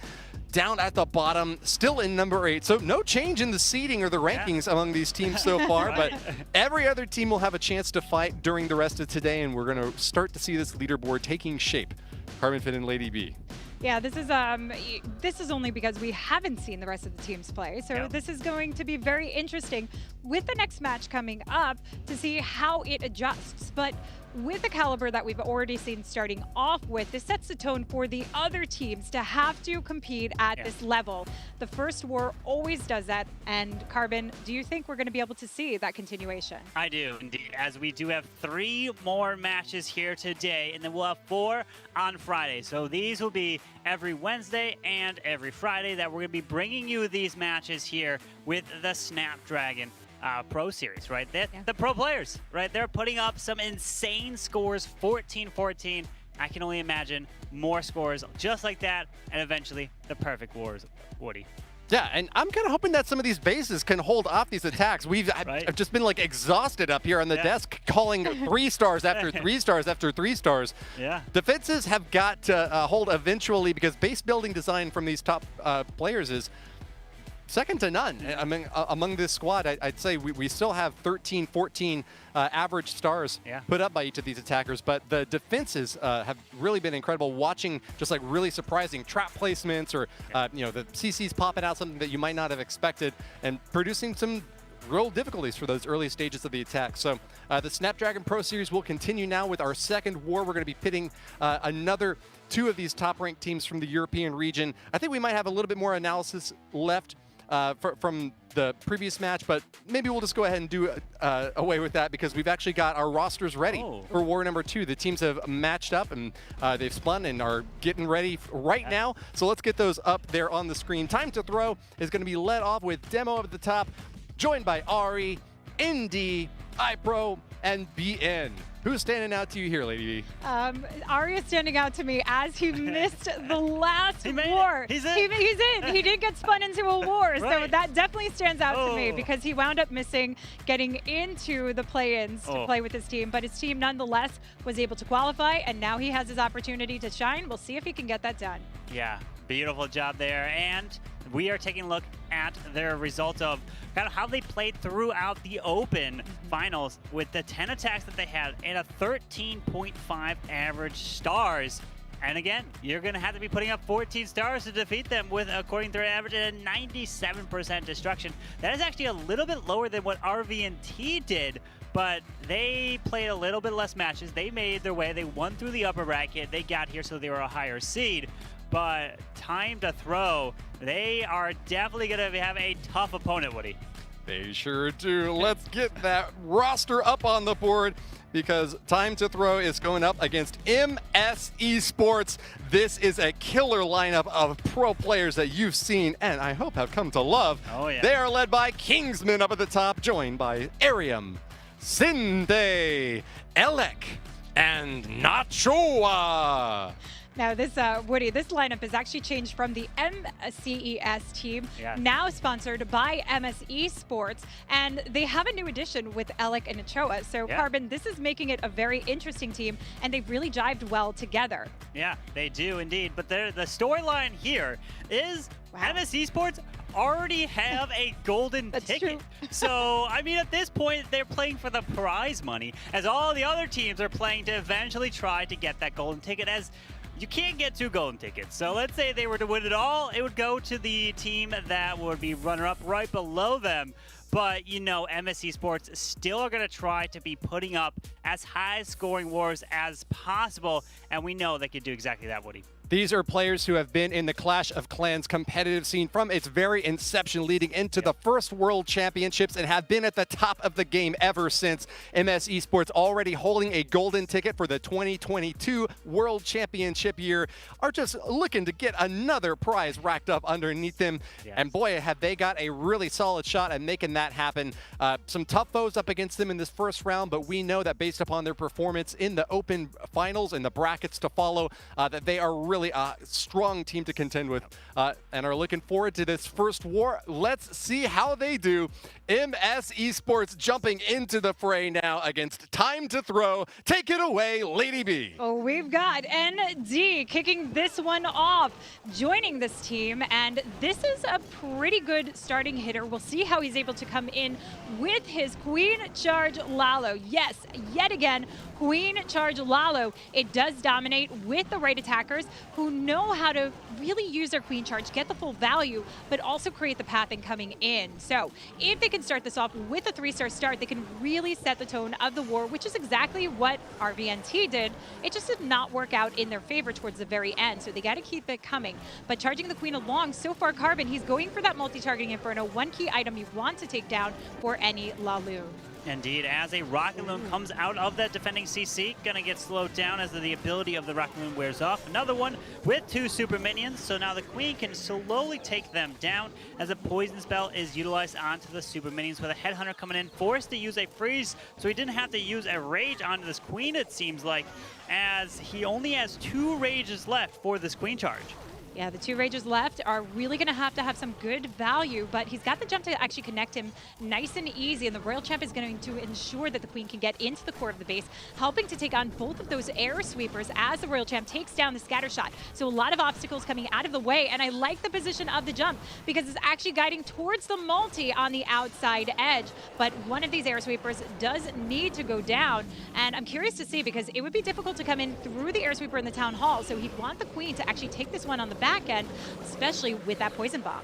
And look at that Lava Hound pulling 3 Seeking Air Mines right next to that Town Hall as he's continuing this path. That Queen gets fantastic value and took out the multi-target Inferno and even still has her ability. And look, I talked about it before, saving a Stone Slammer. It seems to be a common practice now for these players as the Stone Slammer is coming on the backside of the base, protecting, acting as a Lava Hound to protect all these balloons here. Absolutely. This is looking absolutely stunning so far with the Queen ability intact. She's coming in, finally getting that air sweeper down, but it's a single that he has to worry about, so no big issue on this, and a huge surround coming in as a Wizard Tower is distracted by the main pack here. They will be able to finish off on pursuit. Queen coming around the corner to take care of the cleanup as the minions are already dropped down, and this means we've got a 3-star start to the war, Carbon. Yeah, beautiful job for Time to Throw, starting off with a triple and an absolute beautiful Queen charge, keeping that Queen alive through the whole attack, and it got so much value. And just like the previous war that we saw, starting off with a triple, you're going to have to keep pace. Can we see MS Esports do just that? Yeah, they have to, you know, setting off that tone is the way you want to go. Yeah. If you start off with a 2-star, even a 1-star we've seen, it really can do some damage to the team mentality, and that's not what you want to see. You want the motivation going in, but it also sets a tone for the team coming up to have to push even harder. And MS Esports is that team that can do it. They're veterans, you know, they're a very well-known team doing phenomenal work together, and they've finally found their jive, I think, later on this year so far, where we do see them coming in with actually similar numbers. They were both 13.5 stars overall. Indeed, very similar numbers. They've played each other many times before, but I think MS Esports, really, the one attack that you have to maybe predict from them would be Hog Riders, right? They can do any attack, but it's always, I think, Hogs, especially Cynthia, as their signature attack. We'll see, as it's not really the meta like Lalo is, but it's still a strong attack if you get the right value, which I think one of the two most important buildings, obviously other than the Eagle, the Town Hall, things like that, is bomb towers, right? Bomb towers for Hog Riders are devastating, but Elk is not bringing the Hogs. He's bringing the air with the Lalo and doing a little bit of a, wait a second, I was going to say Queen Charge, but the healers aren't on the Queen just yet. They probably are going to just be delayed a little bit as the Warden and his ability protects the King ability and the Log Launcher through the whole bottom section towards the Seagull Artillery. Ooh, but we got the Rocket Loons coming out. Has to keep that going. Does have enough distraction that he doesn't need to force through using freezes to hold it off. Queen on the opposite side, so she's fine. But it does open up that wall record just a little bit early before taking on those single targeting Infernos. Those Yetis really need to make their way up, but we've got one backing down and is distracted. The Royal Champ has a lot of work to do here, but she's burned through the ability already, and only the 2 freezes, I don't think it's going to be enough to keep her going. No, she's going to go down here from the small bombs. Oh, one hit from the single. Down she goes. The Warden's going to try to help a little bit, and the Sweeper's going to push these balloons back as the jump spell will give this Queen access straight to the single, straight to the Town Hall. Brilliant value so far for this Queen, and this value is he's going to lull around without the Warden, so that's going to be a little bit of a pain. We have no way to reach that other single target Inferno so far, so let's keep our eye on this Queen as the Lalo is now going to start from the bottom side of this base. Yeah, but what is beautiful is the placement of the jump to keep that Queen guided, and I think that's because he did not get as much as he wanted out of that push originally with bringing in that Warden, so it is a lot of pressure on the Loons with only 12 Loons to come through, so the Queen has to try and get down the single, take down some damage for these Loons. Not that it would matter so much, but she needs to pick up as much as possible, and she is dying out. One more freeze left to go, but do you go for the scatter shot or do you go for the single? Goes for the single, keeps that Queen alive, but the Loons will suffer, and this means with a landlocked Queen, you don't have enough time to beat through the walls. No, that Queen will not be able to get towards that bottom scatter shot, and not freezing it up, or with having the balloons around the scatter shot did take out the Dragon Rider, which pulled the Seeking Airmine because he wanted the Dragon Rider to solo the scatter, and that was the plan for it. He didn't have the plan for the balloons to make its way to the scatter shot, as the Queen will stay up here and she'll have to beat through another set of walls as these minions are picking off the remaining buildings around that top side.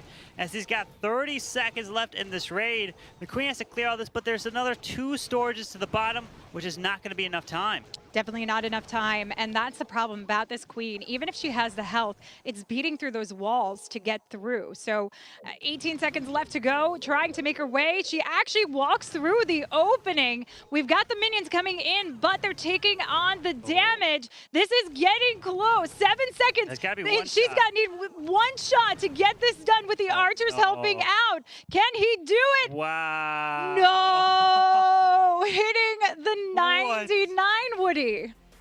Well, what seemed to you guys to definitely be a time fail was really making me sweat bullets at the end. I thought the Queen might have even had an opportunity to get to the end. She cracked through the one wall up at the top side and then actually didn't even have to get through another one to get down to the bottom side where the scatter shot was at. Had a lot of minions and archers supporting her, but ultimately that scatter shot does hold on with some of the last volleys from her modified Expo, just barely unable to take that out. But really, hats off to him. That was a really impressive entry point, I would say, particularly just like shoving everything on the bottom right compartment. A gigantic compartment that he had to commit to the log launcher to, sent in the Royal Champion, even had the Grand Warden in there too, so he didn't have that later on to help support the balloons. And you know, ultimately a 99% 2-star is just once again as close as you can get to pulling off the 3, but just didn't get it done in the end.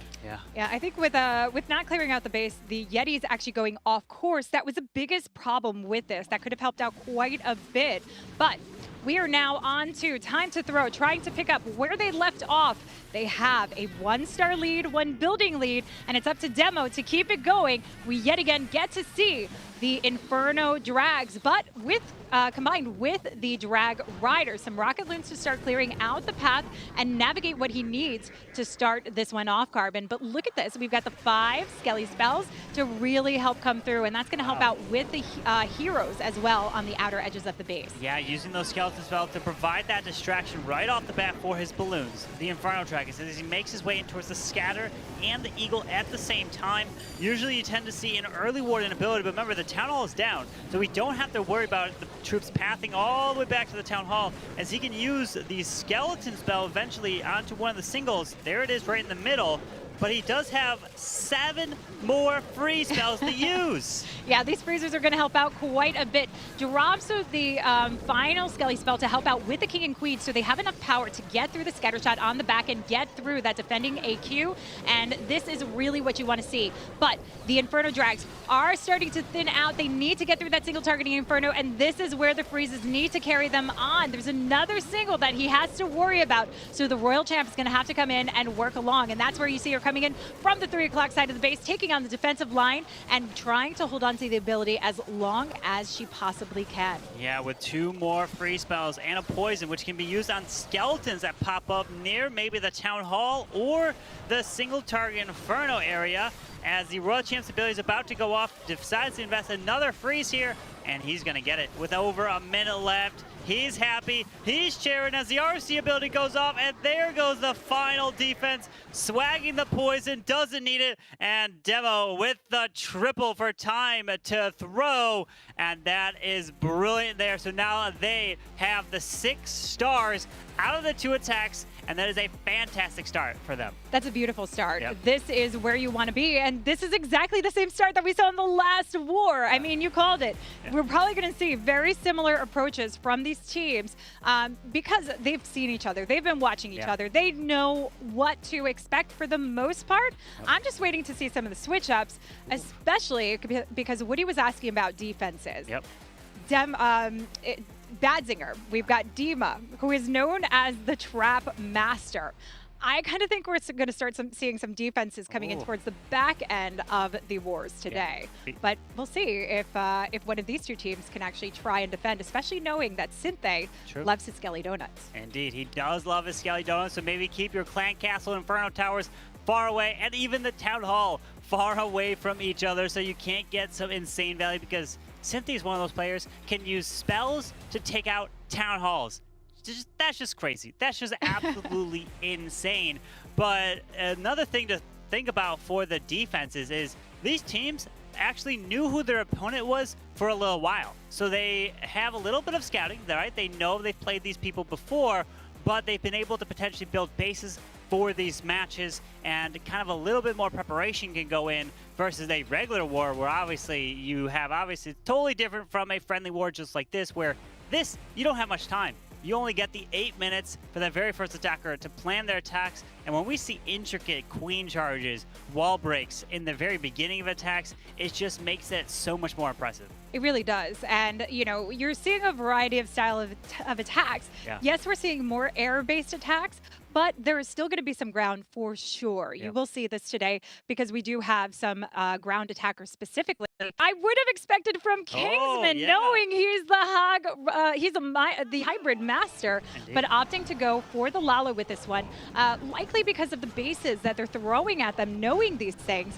So Time to Throw might be trying to throw MS Esports off course here, but Kingsman, with his beautiful queen charges, can easily adapt to this, and starting it off with the pathing of the queen right towards that scatter shot leading up to the eagle. But this is also going to help. We've got the wall wrecker to cut open the core of the base and eliminate the damage zone, and a lot of heavy defenses with the eagle and the multi-targeting inferno. Yeah, we're seeing another use case of the wall wrecker, not the log launcher, as the wall wrecker will slowly go through. Remember, it doesn't lose health like a log launcher does, as 3 rocket loons come darting right out of that defending clan castle, as headhunters, 3 of them are going to go over to the queen and absolutely distract her. So going to force the poison spell here, as now Yetis come out of the log launcher, will be able to go to the queen, but they don't take her down or don't take that eagle artillery down. So you might have let that log launcher or that wall wrecker go too far. Yeah, just a little too far in there, not opening up in time. So that eagle's going to continuously fire away, targeting at the queen. She can take the beating as long as it doesn't take onto the healers. That's the biggest problem, but it does leave that continuous damage as she's taking on additional Expo, the single coming up, and she still needs to make her way through. Has a beautiful opening here, has the freeze to hold off that single targeting Inferno, and as she just gets down the Expo and takes off some of the pressure. Yeah, with that Lalo now starting over towards the bottom side of the base, the queen locks onto the Town Hall. She can take out the single, but I don't know if there's a tornado trap waiting for that queen that will spin her back into the Town Hall poison as the Hound Headhunters pops the ability. Oh, those blues to the right find a handful of red air bombs. The Headhunters are trying to get to the Queen, but they're jumping over these walls and spinning slow down, and the Queen jumps again towards that side, but no, the Hound pulls the Tornado Trap by the scatter shot, so the Queen is perfectly safe up there. The Queen can help out quite a bit. There's really no huge defensive worries for Kingsman in this one, with a massive Loon push coming into the back end. No splash damage. He's got the air defense to get through, and we've got the invisibility spell to spare them as they come through. Queen's got the time to help out. The Warden and the King are the biggest problem for her, but she stays out of range of the Warden Tower, which actually helps her quite a bit in this. As the Queen ability goes off, oh, no. She can step in towards the Grand Warden. 34 seconds. We got an Archer Tower. Minions around, but this is looking good. I was looking down at the bottom side of the base carve, and I saw that gold mine, and I'm like, what does he got? Yeah. Brings it in, and that does save this one. So, Woody, we are keeping this game interesting as a Kingsman gets a 3-star on the board, and we're back to where we were, square one with the last matchup. Just one building difference. Indeed we are. Well, Tribe Gaming was a little bit behind in the last match before they ultimately came back over the finish line to grab the win. Is that going to be the same story here for MS Esports? Now missing one building in their matchup against Time to Throw. Or will Time to Throw manage to get this win after all and keep that pressure up?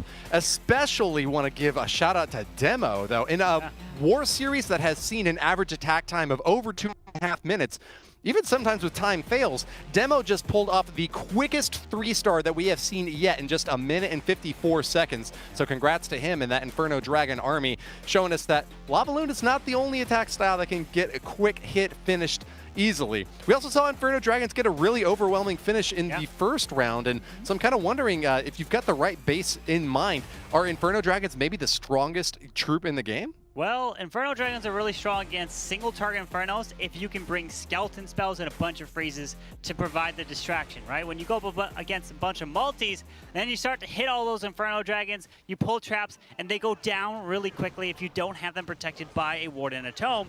But Elliot, for Time to Throw, he's bringing the Lalo, the Queen Charge Lalo, and the Flame Flinger to eventually reach over and grab the Zeagle. And you notice that the Queen is dropped near where the mortar is, right? Because the Queen is tanking this mortar, so the Flame Flinger is not getting hit. But he also dropped a few balloons where the Wizard was to try to test for Teslas, so that the Flame Flinger doesn't find a Tesla farm and get taken out. But the Queen is very low health, forcing a Rage onto her. Ooh, gets that Rage down just in time. Some of these players play it so close and getting them down. You have to get the healers within the radius, but he manages to get her saved so he doesn't have to burn through the ability. Doing that would actually cause a big problem, as we expect to get a lot of value out of her cutting through into the center of the base where the multi stands. We do have the King path through for the scatter shot, drops the Skelly spell to help protect, especially since we've got the Tesla farm there, but mainly because we've got the scatter shot, the Expos, and that defending Royal Champion. Yeah, and look at the wall break. Wall broke into the Eagle Artillery just so he can have pathing for the wall break into the middle multi-target Inferno. And this is incredible here as the Queen's going to step in for the Lava Hound, the Headhunter, which gets one shot. So that's not even a worry now as the Flame Flinger is now even clearing the ground. Or is that? No, I think it might be an Air Expo. It doesn't matter. But the Expo's going down and the Queen is perfectly safe here. She's in a good spot, and so are the healers for now, but she's got to work through it fast. Launches that Seeking Shield with the Royal Champion under invisibility to take the single down. Comes in to help with the Town Hall. We've got the Warden trying to hang on. She picks up the Tornado Trap a little bit early, but the Loons completely bypass it, which is perfect for Elliot here. This is looking crushed here as the Queen ability goes off, taking out the enemy Queen, or is that, yeah, the enemy Queen that was right there in the middle, as the Flame Flinger hasn't even opened, drops a final Rage Bell, moving into the scatter shot, and Time to Throw with another 3-star. And to think out of all these attacks so far, there have only been, what, like 4? Well, 3 technically with the MS Esports, and if you add in the Tribe versus RVNT, it's just triple after triple in these matches, and we talked about it before, and you must be putting up close to 14-star wars to have a chance. Yeah, you definitely do. We said it from the start here, and to the fact that you pointed out, only 3 fails so far out of these matches. There's still more to go, so there's still some more opportunity to, you know, to see defenses coming in. But it seems that they've predicted perfectly. At least in the planning side, we have seen some smart defensive moves. But I think we have to give kudos to the offensive teams. You know, like the offense is really what's carrying this through and keeping everything going at bay. Those reflexes really make a difference, and that's why you have the top teams here playing in the Snapdragon Pro Series. Yeah, and usually when you're planning an attack, I would say more than 90% of the time, it's not going to go exactly to plan. So why these pro players are so good is because they can adapt on the fly. And I always talk about it where if you're able to change your plan when something goes wrong, that's when you really can tell yourself, oh, I know how to do this attack, right? Let's say you're doing a Warden walk, and then the Warden gets pulled to a different side because you drop one accidental Yeti over there. And then you're like, well, I need the Warden and his ability, so I'm going to change the plan to go a complete opposite direction. And that's what these pro players can do if Queen goes the wrong way, if somehow the Warden doesn't follow in. And that's what you need to do to be pulling off the 3 stars. And especially when we saw Sammy do that was insane. But here it is. Whoa. Yes, it is. We got it. The Hog Master himself bringing the Hogs. Cynthia, what are you going to do? With no poison, so that means he's got to be taking a Skeleton Donut. Oh, he is. You see the 3 invisibility spells, the 2 skellies, the rage. He's got it lined up, ready to go. Sorry, 3 invises, and he's going for the single, going for the CC here in the core of the base. But that leaves the multi to still worry about that he might want to come in from, I would have said, the hero side, but a good timed Warden ability can really help, as well as a good heal placement. Yeah, with that Flame Flinger now clearing this bottom compartment, we have to worry about that mortar. So he can drop, I don't know, like Barbarian? a wizard. Yeah, exactly. Yep, perfect. But Barbarian's going to tank that mortar shots and a Tesla farm right on into this Town Hall area. So really trying to stop any charge through here with a single target. Inferno also waiting. 2 bomb towers. So that's what I was talking about. If you want to take Hogs, if you can take bomb towers out, that's when you can take Hogs for the main part of your army. And that's exactly what Cynthia's doing here. Sending his heroes into 2 bomb towers, which now tells him that, hey, bomb towers are down, now I can hog the other side of the base. Yeah, what I'm worried about is this Expo, because if it loses its focus on the heroes coming in, the Flame Flinger could come into rage a bit and needs to take it on. Defending Queen is still standing, but we do have the Scatter Shot going down nice and quick, and that's due to the burning power that came in. So that shows the power of the Flame Flinger, why you see a lot of people coming through. With that Warden ability now protecting all these Hogs, making their way into the enemy Queen. The Headhunters are taking her down, and look at the Hogs surviving with that Warden ability through a couple of Giant Bombs right there as the heal is down on these Hogs, taking out the Seagull Artillery, now pathing around the multi. Only one of them goes there, so that's going to be a really annoying path for these Hogs to come back around, but the Hogs come out of the Flame Flinger to help grab the Sweeper. They won't survive much longer, but he can freeze up the backside with the RC ability, and this is looking good here. Yeah, Skelly's going to hold her off a little bit, but the Hogs get into the Scatter Shot with that final heal. They still have the multi to get back around to, but that's where the Royal Champ could come into play. She's got the Hogs to help keep her under cover and protected, and that is huge. So we do have 38 seconds left to go to get through this base, all going defensively. So it's about the cleanup on the back end. He needs to see a nice split coming in, which he's not, Carbon. Oh, no. We've got the Wizards down below going, but they can't make the Archer Queen podium. Wait, we've got an Archer coming in. She can reach over the wall. It depends on how much damage left on it.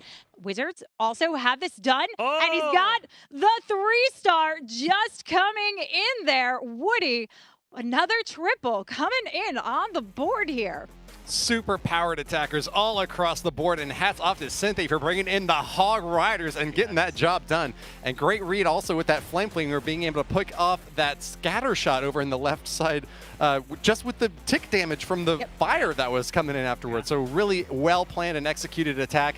Hogs even popping out of that Flame Flinger to try to do a little bit more damage to that multi-target Inferno right there in the center, which seemed to be giving maybe a little bit of trouble, but ultimately with a little bit of a split there, and with still 20 seconds left at the end, that was an easy 3-star for this squad. And still looks perfect to me. MS Esports just missing that one building up against Time to Throw with a perfect start so far. The mid-war has really shown some more sparks fly here, but will Time to Throw find a 2-star? Will they miss out on any of these last 2, or are they going to clinch that first perfect that you were asking for, Carbon? Yeah, that's what I'm thinking. It might not just be one perfect. It might be a double of perfect, and if that's the case, then it will come down to average attack duration. Well, not in this war. Well, we got a 99% 2-star. Yeah. That's right. We do have the 99. Yes, so yeah. that's true. I forgot about the 99. That's a good catch there as we see the next attack from BN for Time to Throw. So with the this is the attack that you thought Kingsman was going to come in with, which was the hybrid. And BN's deciding to do that. Yeah, I'm interested to see BN on this team. He's played with many of these players in the past, and a strong player there as well, coming from France, joins in with this Queen Charge much longing for. So for all those ground lovers out there, here you go. Not just Synthé, but you've got VN coming through. And what we're looking to do with any of these hog pathing, you mentioned about looking for bomb towers, that really helps out, but you want to go for the town hall, shaping up a beautiful form here, and he's got more pathing to lead the queen through. But what he's going to have to be careful about is that multi on the center of the base, so he could use the king within the opening up top for the eagle, force it in there, and actually work the hybrid on an angle to cut through the core of the base, which I'm curious to see. Yeah, as this queen slowly getting spun by the tornado trap, but the rage is keeping the queen up with the healers. No problem there. Headhunters go down to the poison, raging up this queen yet again to continue her path as the hybrid is now coming straight in towards the scatter shot. And you notice there was no single target Inferno behind the town hall, so the queen was perfectly safe to charge her way in as we find a double giant bomb right in towards this scatter shot as the heal spell is perfectly placed to protect it all. As a super wall breaker now opens this area for the queen to continue her way to grab that single. Yeah, that queen in a good spot here, taking on limited damage time by time. And yes, we do get into the core of the base a little bit more spread out than I think BN wanted to see, but he's got the reinforcement of hogs coming through, has the heal down, coming into that multi-section, but still has to come out with a back-end multi. So this is where the power of the Royal Champion needs to remain, holding on to that ability. The queen does have the opening to weave her way around, get to that scatter shot and take it on, but the Royal Champ coming in like a champ, having to fight through those skellies as the hogs take down the multi alongside of her. Launching that Seeking Shield is gonna help work those defenses, but I think it's gonna be the queen to finish off the job here. Though. Man, that regenerative boost, you talk about like 75%, keeps that Royal Champ going strong. Beautiful job from BN of Time to Throw, and answering again with another triple, going 4 for 4.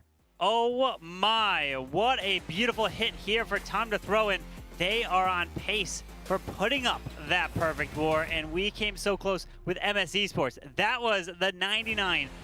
So if Time to Throw triple their final attack, they will win. They will beat MS Esports. Remember, but this is not about a bracket. It's not a double elimination. It's not a single elimination. It's a round robin. So what does that mean? It means that you're going to play every single team out of the 8 teams. You'll get a record, right? Whatever that record is, you want to be the top 2, and then the top 2 will advance. So you're not going to have a bracket after all this. That will be the challenge final. So all you're concerned about is beating these teams here in the round robin right now. Yeah, and getting those scores as high as possible, because you want to keep rising up the ranks. The reason we saw RVNT down below is because they had a negative deficit. And no other teams had played. It was just them and Tribe. But what we're going to see is that shifting around as we have these wars coming in. And week after week, it's going to change. And the players, the teams, they're all going to change. And I wonder if we're going to see the strategies changing as well as they have to face off against different clans. I think it might come down to the base building, right? They're going to try to maybe bait certain attacks for these teams, and that's really what it comes down to. If you hope to defend at this stage, you just gotta hope that you baited that certain charge, you baited a blimp, or some type of attack from an angle on your base where you completely overload with the traps to stop the attack. As now Nachoa is coming in with a queen. No, I was gonna say queen charge all, but there's no healers. So he's gonna go with a log launcher. King, queen, maybe add in the warden. Doesn't look like it just yet. but he wants to overwhelm this Eagle side where there's the multi-target Inferno, but the log launcher can actually skip and take the multi down. Yeah, it can definitely work its way through. We'll likely see the Yetis coming out to help with those Infernos. This gives a lot of huge pathing for the Queen to weave her way around, pick up that scatter shot as the Royal Champ comes in. Hold up. The Royal Champ is actually going to work along the side, give the Queen the opportunity to take on the defending AQ, and also work through that Hound. This is insane value with pathing straight through to that Town Hall, which is, I mean, is it needed? Are we going to get the Queen back on course to go straight across that? Well, hold on. That log launcher took out the Inferno Tower, took out the Clan Castle, but took out the Wizard Tower that was right behind the Town Hall there, so that's extra splash damage. And look at his heroes. I mean, Nachoa, there's some lightning onto the sweeper. It's like, at this point, do you even need the lull? Obviously you do, but it just seems so overwhelming with what he's gotten so far. Yeah, and this is no healers in the mix getting this done, which is super impressive. You have to keep that in mind. So for the Lalo, we come through from behind the air sweeper since we've already eliminated one, and it's only singles to worry about, which does not affect those loons the way the multis do. Those spread out beams are the biggest problem, so the singles give the opportunity and time, but it's the timing of this Warden ability. And look at this trap soaking up, but not targeting the loons, freezing up the Giga Inferno, which is the biggest problem other than that poison bomb. You know what Elliot needs to do now? Is if Elliot didn't build this base, he needs to call up his base builder and say, I'm Murray Costinger, Reef, I need a better base to help defend here. Oh my goodness, what an incredible attack from Nachoa. And that's what these players are. They're so strong, but we focus on the offensive side, but the defensive side is so hard to predict what these players are gonna come in with. Like, who would have predicted the log launcher is gonna skip all the way across to get that value, Woody? And I think that's something that has really stood out to me so far in this series today, that the players who are most adaptable to the surprises, that there's no way to predict where the traps are going to be located or what you're going to encounter once you get into that base. You've only got 3 minutes to execute this attack flawlessly, and so a lot of times bringing those like single spells, having an invisibility, skeletons, freeze, just to be able to drop here and there whenever you know that you might be in a tough situation, that is really the mark of a 3-star player. When you're going up against a base that can really throw you for a loop toward the end. But what do you think, Lady B? Yeah, it's a tough go here, but I think the position that we're back in again is, can Time to Throw pick up that 3-star? They've come in really solid, but we also saw RVNT really solid, just kind of choking in the end. The pressure can get to you, and some small mistakes, small things that happen make the huge difference here, and that gives the opening back over to MSE Sports to try and turn it back around. So I really don't know where this match is going to go, because we're looking again at the same situation, and we didn't expect that. I mean, it comes down to this. If Time to Throw triple their next attack, they win. True. But if they don't, that means MSE Sports will have the exact same opportunity that Tribe had in the very first war to try to make a comeback, Woody.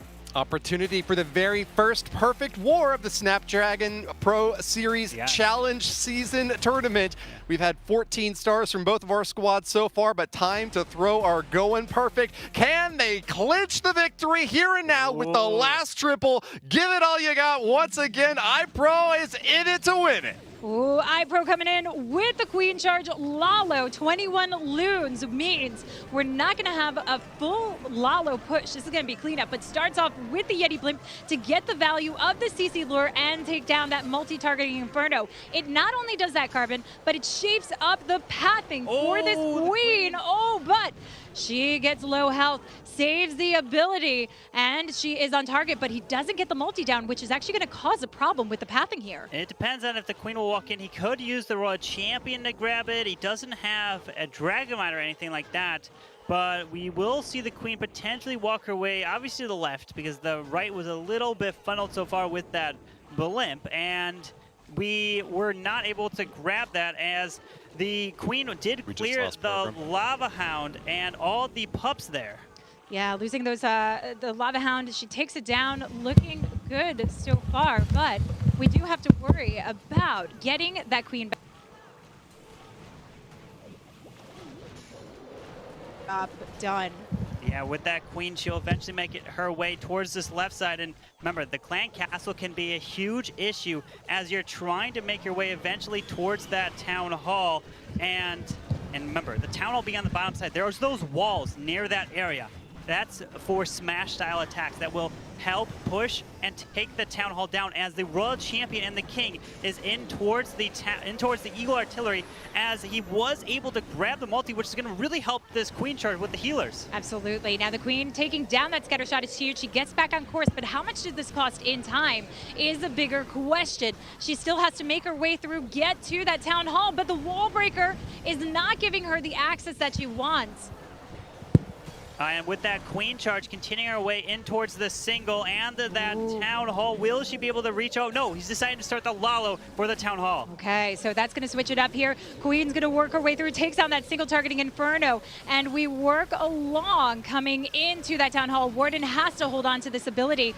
Our Royal Champion really grabbing into the back of this, but not enough to go for the scatter shot, which means there's pressure on the Queen. iPro might just be throwing this lead coming in for time to throw, unfortunately, due to the start with losing out on that Yeti blimp. Yeah, with only 30 seconds left, that back-end scatter shot is going to be a huge problem, and he's not going to be able to make it in there, as time is going to be also the thing that won't let the Queen charge her way through, as her ability goes off, and only 15 seconds. That's going to be devastating for this Queen or for this attack, which means the MS Esports are going to have a chance like what Tribe Gaming did in the very first war. Yes, but they will need to pick up.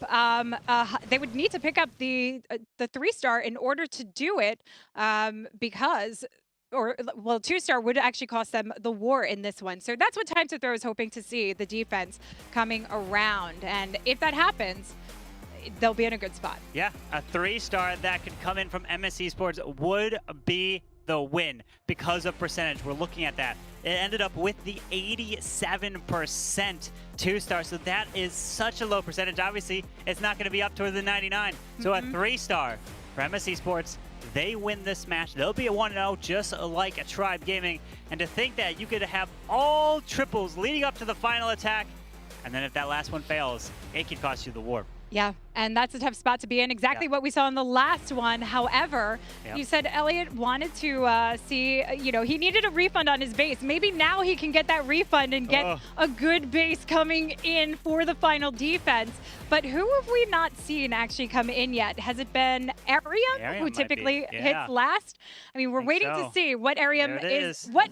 Look at this. He loves it. What you have to notice here is his feet are not kicked back. He is not in his relaxed position. So coming in with the blimp, we've got the Blizzard to go straight across for that Town Hall value. Gets it right through. But do we have any archers just to make that extra push and lead to get to it?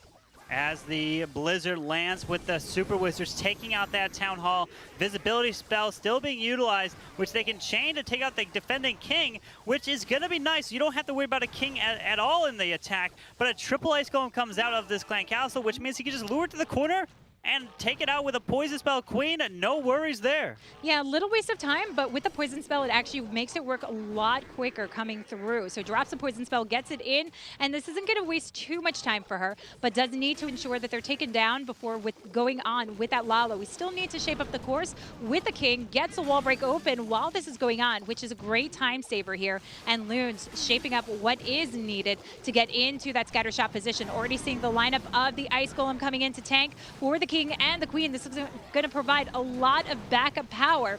I think the one thing that we need to keep our eye on is getting into that multi-center of the base with the Eagle. So we've got to work this through, and drops in the Royal Champion to do that. Yeah, that Royal Champion is being used at the bottom side of this base and towards the cannon. Can grab the air defense as the King, Queen are making their path towards the middle, in towards the base to maybe eventually grab that multi. Let's see where this Queen's gonna go. Oh wait, she might go to the bottom. No, she does path her way back to that sweeper, which is gonna be huge as he freezes up the Eagle and the multi straight in the middle.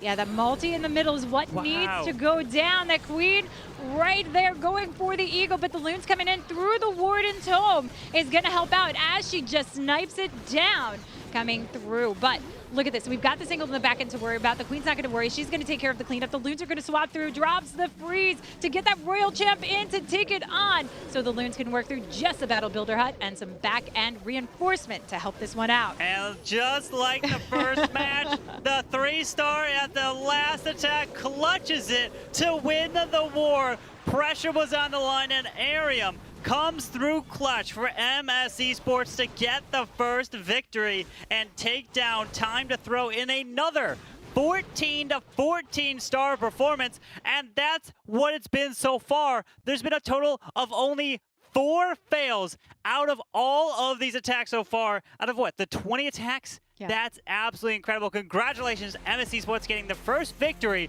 Remember, it's a round robin, so there's still many more matches you have to play, Woody. Time to bless up for our number 3 seeded team. Arium gets the win, and finger guns to the sky. He will clench a victory in the very final attack. Once again, you can't script this well enough to see a meme name like Time to Throw. Throw it away at the very 5th and final attack, giving their French foes in this civil war between two teams with a lot of French players the upper hand once again. So our first team to qualify for the Clash of Clans World Championship is also going to be our number 3 seed in the Pro Series and take the win in this very second match against Time to Fail. Another great one for the history books, seeing 4 more triples from both sides and just ever so slightly missing the 3 stars in the end. So that's it. I'm just still blown away that once again we have seen such a tight finish from these two teams. It's made it very interesting, and I think that the fans, the viewers at home, are absolutely loving this. I know we are, because you don't know what to expect. And the same goes with our next matchup coming too. But the leaderboards are really important in this one. And you know, like you said, MS Esports sitting in that 3rd place, even though they have a golden ticket. Maybe that's what people are hoping to see. You know, they don't want to give the opportunity for a golden ticket winner to have it, because that could potentially throw a wrench in the mix. I mean, that's what some of these other teams might be thinking. They're like, well, since MS Esports already have a golden ticket, they can just take it easy, right? They don't have to try as hard. They don't have to try to go all out, maybe the best bases. But no, you know what they're going for? That prize money, right, Woody? That's right, a $50,000 prize pool for the Snapdragon Pro Series Challenge season. And with the leaderboard having already been thrown up there once before, you got to keep that in mind. It's all about the wins primarily. You got to pick up those victories. So whether it's done by 3-star victories or just 1% victories, a win is a win is a win. And MCES, now as MS Esports, have taken the first one in this first week of the challenge season. They have indeed. So we still have more action to come, and that means we could still potentially see a perfect war. I think that's what Carbon's waiting for. Carbon has been asking for this, begging for this. So somebody's got to come in and throw down that 15-star war. With the remaining teams that we have, who do you think? Who do you think that would be, Woody? Well, I think that we are actually ready to toss it right off to a quick break, because we're going to be coming back again for match number 3 very shortly. We're getting those wars cooked up and ready to go. So stick with us. We've got a few highlights to share with you, but we'll be back in for war number 3 in a few short minutes. The air sweeper in the town hall, so he'd want the Queen to actually take this one on the back end, especially with that poison bomb.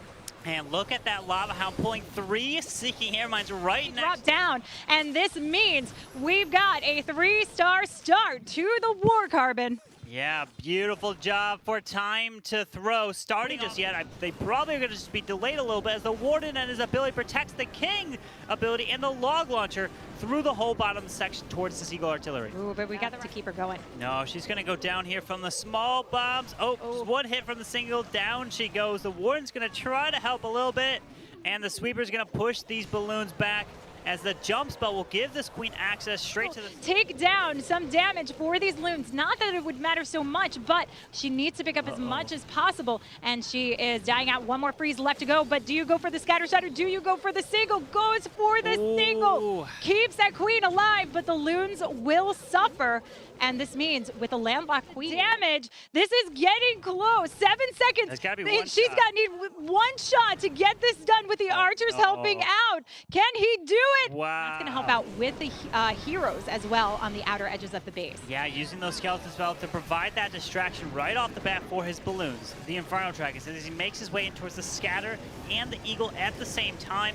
Usually you tend to see an early Warden ability, but remember the Town Hall is down, so we don't have to worry about the troops path. Get it with over a minute left. He's happy, he's cheering as the RC ability goes off, and there goes the final defense, swagging the poison. The Snapdragon Pro Series is brought to you by Snapdragon Elite Gaming, Monster Energy, and DHL.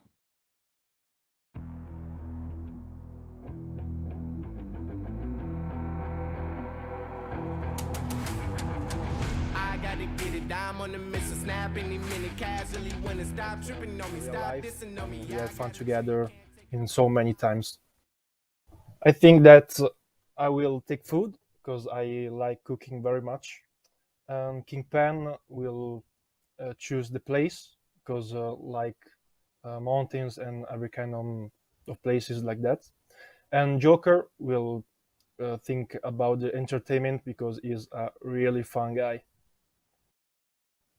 I think that new player that start now playing this kind of game have to train a lot on the attacking skills, because on the defending side it's very hard to find a good defense. But if you learn specific strategy and you try and train a lot on this strategy, you can be a good player and you can play on competitive side, and it's not so hard on this. I'd like to live on an archer tower because I'll be surrounded by girls. I think I will store patience because in this stressful world you have never enough patience. I wanna say a big thank you to every person that believed in us because we have a lot of work to do to reach this tournament, and I wanna say them to not stop now because we believe in us and we wanna reach our goal to qualify for the World Finals. I want to say also good luck to every other team.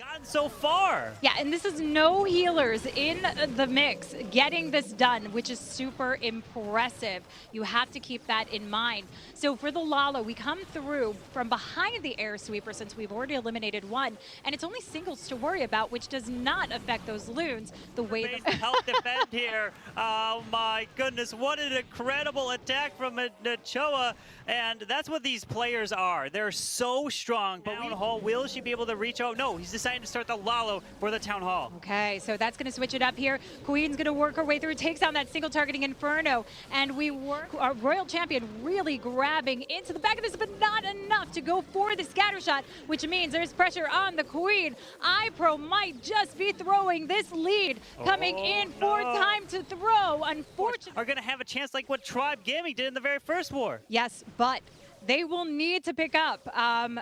They would need to pick up the 3-star in order to do not kick back. Yes. He's not in his relaxed position. So coming in with the blimp, we've got the Blizzard to go straight across for that Town Hall value. Gets it right through. But do we have any archers? Just to Queen. This is Howdy y'all, and welcome back to the Snapdragon Pro Series, the biggest mobile gaming competition in the world. We've got a Clash of Clans tournament today in the challenge season. Heating up for this Europe, Middle East, and North Africa region. We've got 8 total clans that are competing, and I've already seen 4 of them, and that leaves 2 more stellar squads up for the match 3 coming up next. Tomp and I, Tristella, is going to be going up against Aphelion Esports, and boy, are these two teams cooked up and ready. Lady B, tell us, what are you looking forward to most about this next match? I think what I'm looking forward to most is the fact that we've got Tampanai, VN Tampanai, actually facing off together with SG Tristella. This is going to be an amazing combination of players coming together. So that puts a little bit of Aphelion in a loophole, but Aphelion is one to not be underestimated. Take a look real quick and see where we're at the leaderboards. Tribe Gaming and MS Esports having picked up wins. We see Time to Throw in RVNT at the bottom, while Badzinger, Tampanai Tristella, Strut, and Aphelion Esports are still waiting for their chance at the bat. We've got this upcoming war, though, between Tampanai, Tristella, and Aphelion Esports. Carbon, where do you think we're going to see them landing here on this leaderboard? Well, I feel like Tampanai Tristella is one of those teams that you can't overlook. Usually Tampanai is always the team that ends up in the World Finals, right? They always end up getting the golden tickets. We've seen them year after year. And now teaming up here with Tristella and kind of uniting here for the Snapdragon Pro Series is definitely a team you do not want to overlook, as they're going to be putting up, again, high Star Wars. And that's what we have to see. We're going to see that, Woody. All right. Well, we want to say once again, thank you to our sponsor, Snapdragon Elite Gaming, for providing the support to make this tournament series possible. Snapdragon Elite Gaming is leading the charge on the mobile esports scene by launching this huge pro series with multiple games spanning across so many regions around the world. We hope that you're enjoying just this one sliver of the action, but huge prize pools still await for our top competitors, with $50,000 in this event alone, and the opportunity for the top 2 teams from this region to advance to a golden ticket qualifying event for the Clash of Clans World Finals that is going to be coming later on this year. So with that out of the way, let's go ahead and take a look at match 3 with a roster presentation for the first team that's going to be competing. We have for you Aphelion Esports, led by Camille and joined by Mojoka, Gabrielle, Eyewitness, and Mark. Yeah, this is an amazing team of players that have come together. Now, Aphelion, many people might remember from the World Championships, which is now Team Ninja. They had joined together. They had a phenomenal start going into it, but fell a little bit short during that. And Aphelion, always evolving, has changed their team lineup. And look at this, Carbon. Look at where we are. These are similar stats that we are seeing coming through. Yeah. It's like, it almost feels like it's a copy and paste with these stats of what they're doing, of 13.5 and a 98%. They are putting up such high Star Wars and percentages that you just have to put up a 14-star war to even have a chance, Woody. Right, you are, Carbon Finn, and it's not just about having that high hit rate, being able to put stars on the board, but even when you miss, you got to keep that percentage in the 90s if you want to go toe-to-toe against another squad that's just as powerful as you on offense, and trying to just find that one little tiny advantage that they can pull off to either hold on to a star in defense or find some way to crack those killer bases that otherwise seem impossible. But with Aphelion Esports done and dusted, let's go ahead and look at their opponents. Tampanai Tristella is led by the ever-fearsome Almualin, joined by Stana, Exo Danny, Hawk, and Diego. And this is an amazing combination as well. So we were talking about these players coming together. So you've got a Spanish team going along with a mixed team. We've got Stana from Croatia, I believe, joining this, and Exo Danny, who is also an incredible attacker. So this is going to be interesting to watch. And yet again, we see that 13-star war a little bit lower, but percent is about on par where everyone's been. And I think this is exactly why we've seen everything coming so close, Carbon. Yeah, every war that we've had so far has been 14-14, and it's come down to the percentage. And we have 2 more matches. We have this one, and then the one after is going to be Strut taking on Badzinger, and they have a big history of playing each other on the largest of stages, and I can't wait for that one. But this incredible one with Tampanai Tristella, man, that's going to be, I just can't wait. Well, the thronging masses have been clawing towards the top, trying to get a hold of these teams to drag them back down, but they have not been able to do it quite yet. With 13.5 stars as basically the minimum threshold to be able to crack into the Snapdragon Pro Series, we now have 2 more excellent teams ahead for you.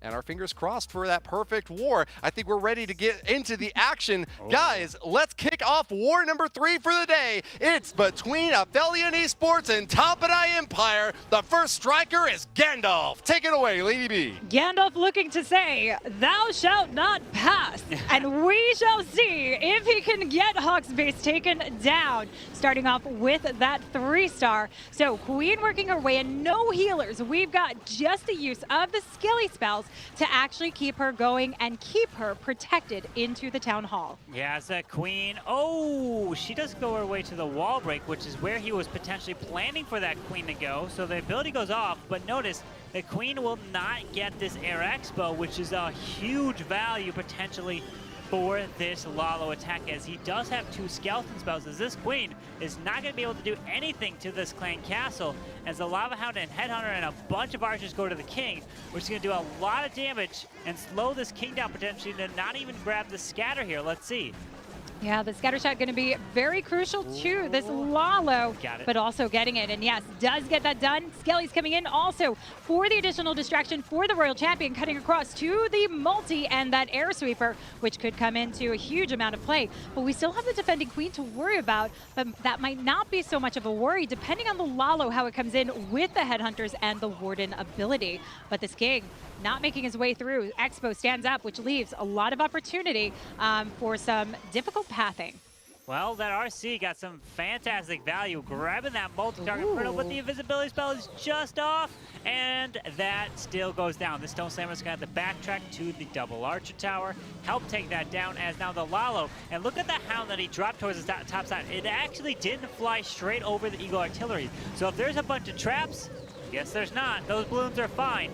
Usually you tend to drop the Hound away from the Eagle so that the Hound doesn't go within that Eagle circle, that radius, so that the Hound will stay kind of targeted and it won't go to your balloons. Yeah, he does have to worry about this. He does have a haste to try and sweep through and the freeze, but I like the use of the Stone Slammer coming in for the back end of the base. Still has a lot to carry through, but the haste is going to keep it going, and he's got a massive amount of balloons, so as long as there's no big red air bomb areas. Don't do that. I'm saying it and it's happening, but I think he's still going to be fine. Yeah. 31 seconds left to go, and this is very smart here. Notice he's holding on to 2 extra loons. As soon as those defenses go down, you can drop them in for cleanup, but picks up a black mine.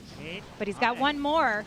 He's got minions working. Those hastes are going to be very nice. Oh, he finds an additional. Oh, no! Trap. No! But they'll find. They get It's past. They get that down, and it is a 3-star. Well done to start it off. And hey, these wars, every single match so far has been starting off with triples and setting the tone for these matches. It really has. I mean, you know, to see triple after triple, especially when they just keep coming in from one another, and then you see those 99%, that could be the changing up factor for these teams, which we've seen kind of twice over.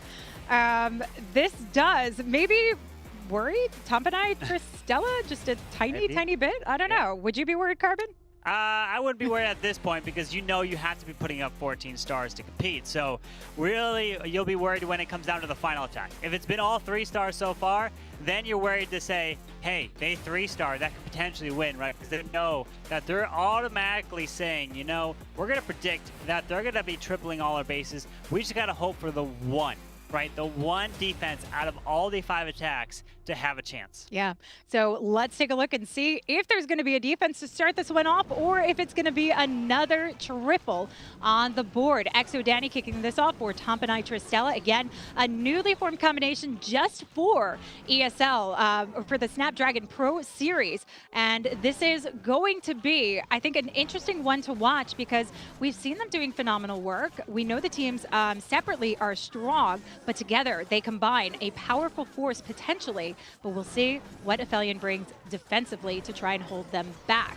As the King takes down the Eagle, this gives the Queen the opportunity to work her way up to the scatter shot. Yeah, with the healers now being deployed onto this Queen, can charge her way into the scatter shot with a bunch of ground skeletons being pulled, which was through the Tesla farm, but trying to do a little bit of extra damage to that Air Expo, but it will not be able to take it down, as a super wall break opens the wall towards this middle multi, or at least the multi a little bit closer to the edge, as he has no more wall breakers, but these healers are now in range of this multi-target Inferno. Yeah, this is a problematic. The Royal Champ really needs to come in, push the Queen further over, but the Skellies, the defending RC, finally drops the invisibility to keep those healers alive, but any small bomb area could knock them out, and this is what we worry about. Finally freezes it up as they're just as low health as possible, and the Queen still not going into the, oh my goodness, finally going into the compartment as the healers hang on to their last breath.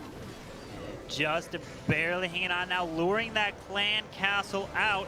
Dealing with this Lava Hound as the Rage is utilized over that Town Hall, can burn the ability, perfectly saves these balloons through this Tornado Trap with that Stone Slammer finally now coming to the far right side as the Queen is going down, but burns the ability to try to barely stay alive here. Yeah, that ability was needed to try and get through into the multi-section of the base. There are no haste, no heals, no freezes, nothing to stop this. Queen, though, is alive, but he's lost out all the loons, and this is the defense that Aphelion wanted to kick off with to ensure that they could wind up here with a massive lead. This is the first war that we're actually coming in with a 2-star start from a team, giving a one, well, actually no, because we had the 99.1%, but this is going to be a much bigger differential here. Yeah, this is going to be a low percent only. Going to be the 83, 84, trying to get a little bit more here. As unfortunately, Exo Danny, this is not the start that they wanted, as Aphelion Esports holding strong here with just a little bit more, can get up towards the 85 with the Archer on the outside, unless time, nope, time is not on his side there, as it's an 84%. And that is going to be a big lead now for Aphelion, Woody. Yeah, I mean, relatively speaking, when we've seen wars where every attack has been north of 95%, for Mojoka, that base was no joka. Excellent defense and holding on to a confident lead. Aphelion Esports, with a triple of their own, are going to be taking a big chunk out of Tompanai's opportunity here. But hey, we've seen so many comebacks from the previous two wars. I'm not going to call anything too soon. Aphelion Esports has certainly been impressive in the past, but can they keep this train going, or are they going to fall apart at the very end?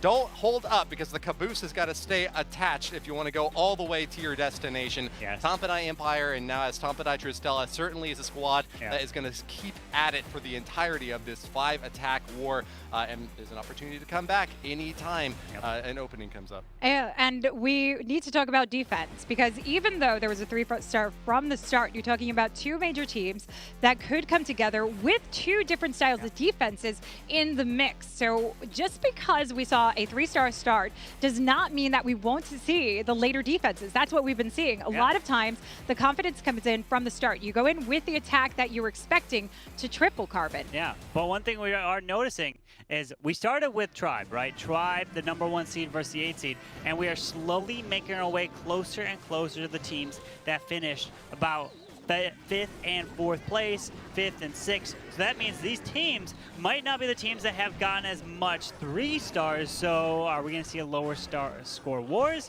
I mean, we would still expect every single one of these 8 teams to be putting up near perfect 14-star wars. But Tompanai cannot afford another fail, as the poison spell is being used, as Superman is just trying to make their way to slow down these troops. As the Queen, she should path her way back in. Will she do it after she takes out the storage? And yes, she's going to step in. Yeah, I'm very excited to see Muffin in this one.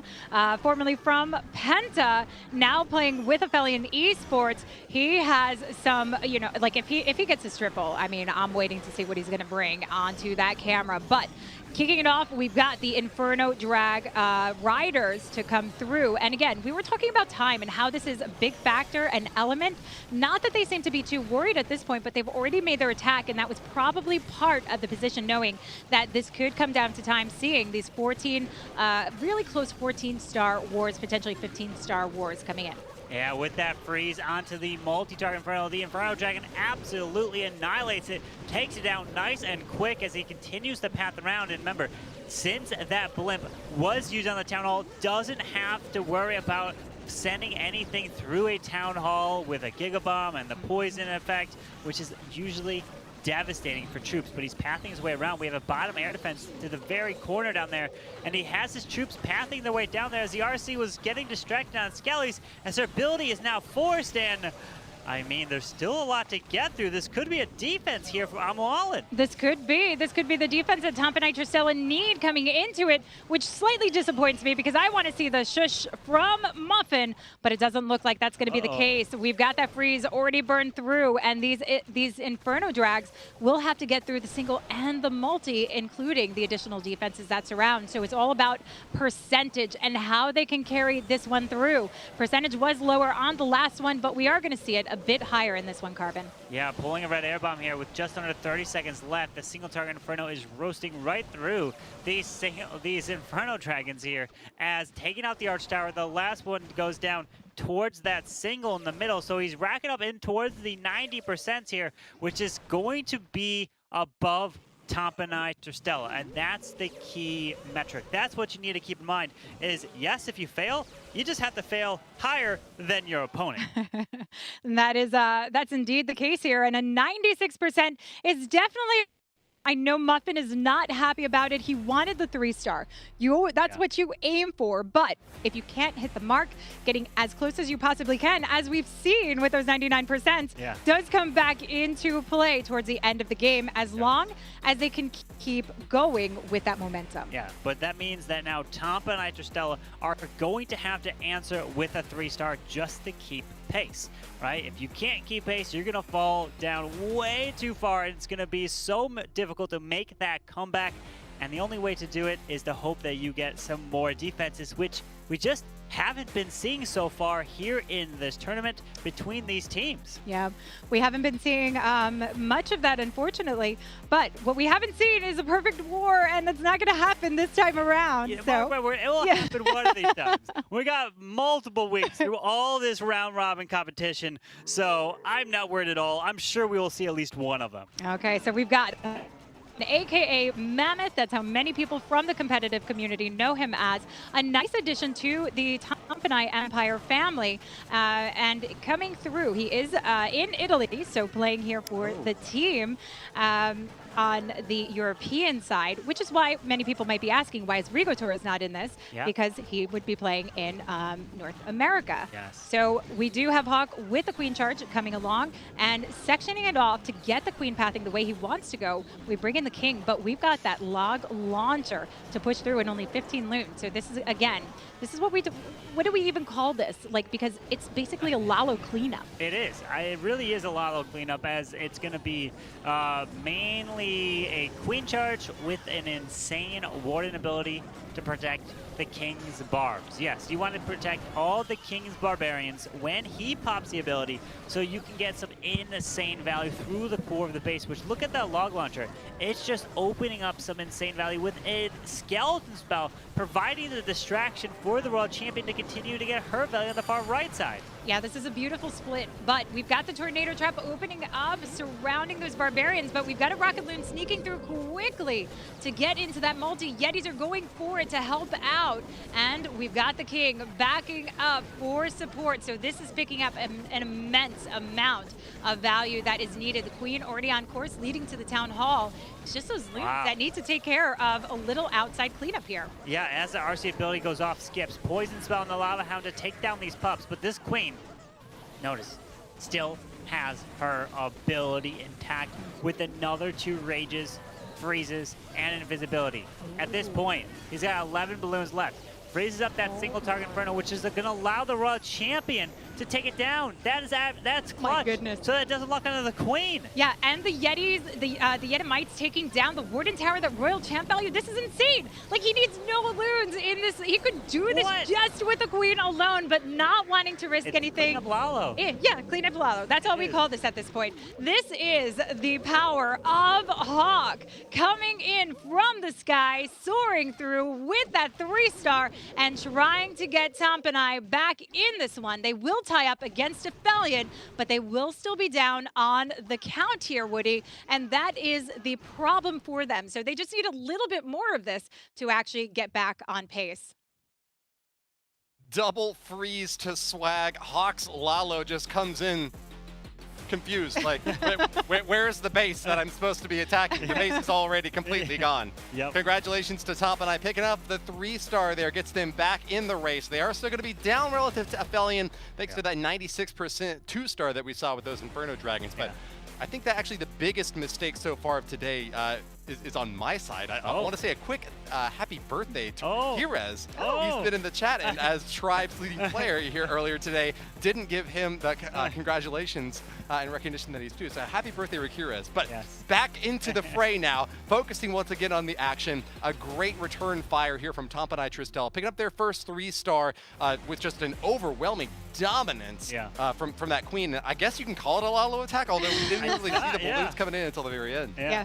It was just an exceptional. It shows the power of the heroes in the current meta. You know, especially backed up by the pets, which even have had a nerf. I mean, despite the nerf, we're still seeing so much power coming into this carbon. Yeah, that unicorn got a little bit of a nerf. Same with Super Dragons, which is why we may not have been seeing a lot of the Super Dragons. But it's really interesting to see that even between EU and NA, the attack strategies are completely different, right? Yeah. A lot of times you tend to see a lot of dragon type of attacks, and a handful of super dragons over in NA, while over on EU, you'll tend to see a mix of a lot of ground, Lalo, queen charges. Well, you do see Lalo and fantastic attacks on the NA side as well, but it's just, I'm trying to think of when I last saw a super dragon attack on the EU side. It's been a very long time. It has been a very long time. They're actually gearing more towards what we're seeing right now with Majoka, with the Queen Charge Drag Rider. Now uses the Zap Quake to take down the Air Sweeper and the Inferno, one of the 3 Infernos, to get the path set for this Queen, make it a little bit safer for her and those healers coming through, and push forward and narrow out what the Drag Riders will need coming into it. But the King gearing course, taking out the outside edge of the base to keep the Queen on track. Ooh, and wait, slows down that pull of the rocket loons, but does freeze it up, knowing that it could be problematic. That poison, unfortunately, does not hold the super minions in, dropped maybe just a tad bit too early. With that queen continuing her charge through these super minions. And yes, no ability force as he wall breaks a little bit towards the right side. And there's the next wall break, which is going to open the compartment to allow the queen to continue her charge towards the right side. But she goes for the Rod Champ and then hold up and what a brilliant rage. So that he clears the Rod Champ just in time before the invisibility spell wore off. Wow, that was cutting it close. This is some expert skills coming in. This is a man that knows exactly how to keep that queen on course. As she makes her way to the town hall, we start those drag riders, and you do want to make sure in this case that you get your target to the town hall in case you need to use a royal champ or switch it up with a stone slammer if it doesn't go down. Well, he's got the stone slammer right on in the middle with the dragon riders, as headhunters are going to go straight for that defending queen.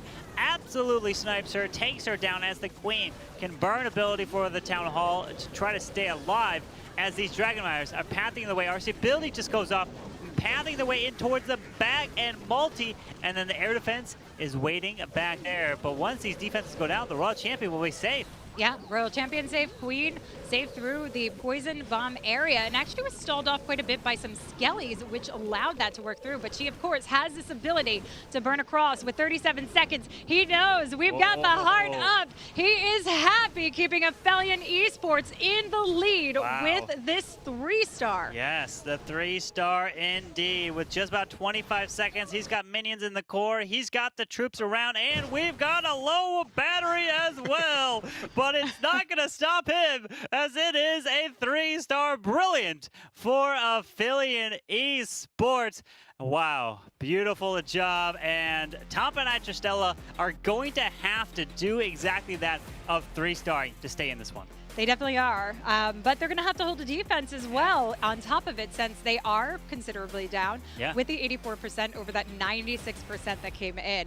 So that gives Aphelion the advance. They're waiting to see if their defenses can hold up towards the tail end, which we tend, like, you know, we were talking about seeing the first attack coming in as a confidence attack, but we tend to see the fourth attack, once you get in towards the end, that's where there's a little bit less confidence in a lot of the rotation and how the teams are planning. So those take a little bit longer to get through, and that's where you can start seeing the slip-ups. Yeah, and I just want to make sure I point out to the observer who's going to charge their device, make sure you also get a shield so you don't accidentally get forced out, because we've seen it happen before. So that's something to make sure that you have, because we don't want to miss a single one of these attacks, because, you know, all our viewers, you love Clash of Clans. You love to stay on your device for so long, and that happens. You get forced off if you're not in Legends League. But we're seeing Diego, who's not going to get forced off. He's going full force with the Lalo. It's going to be the Sui Lalo with some skeleton spells to try to help get the Town Hall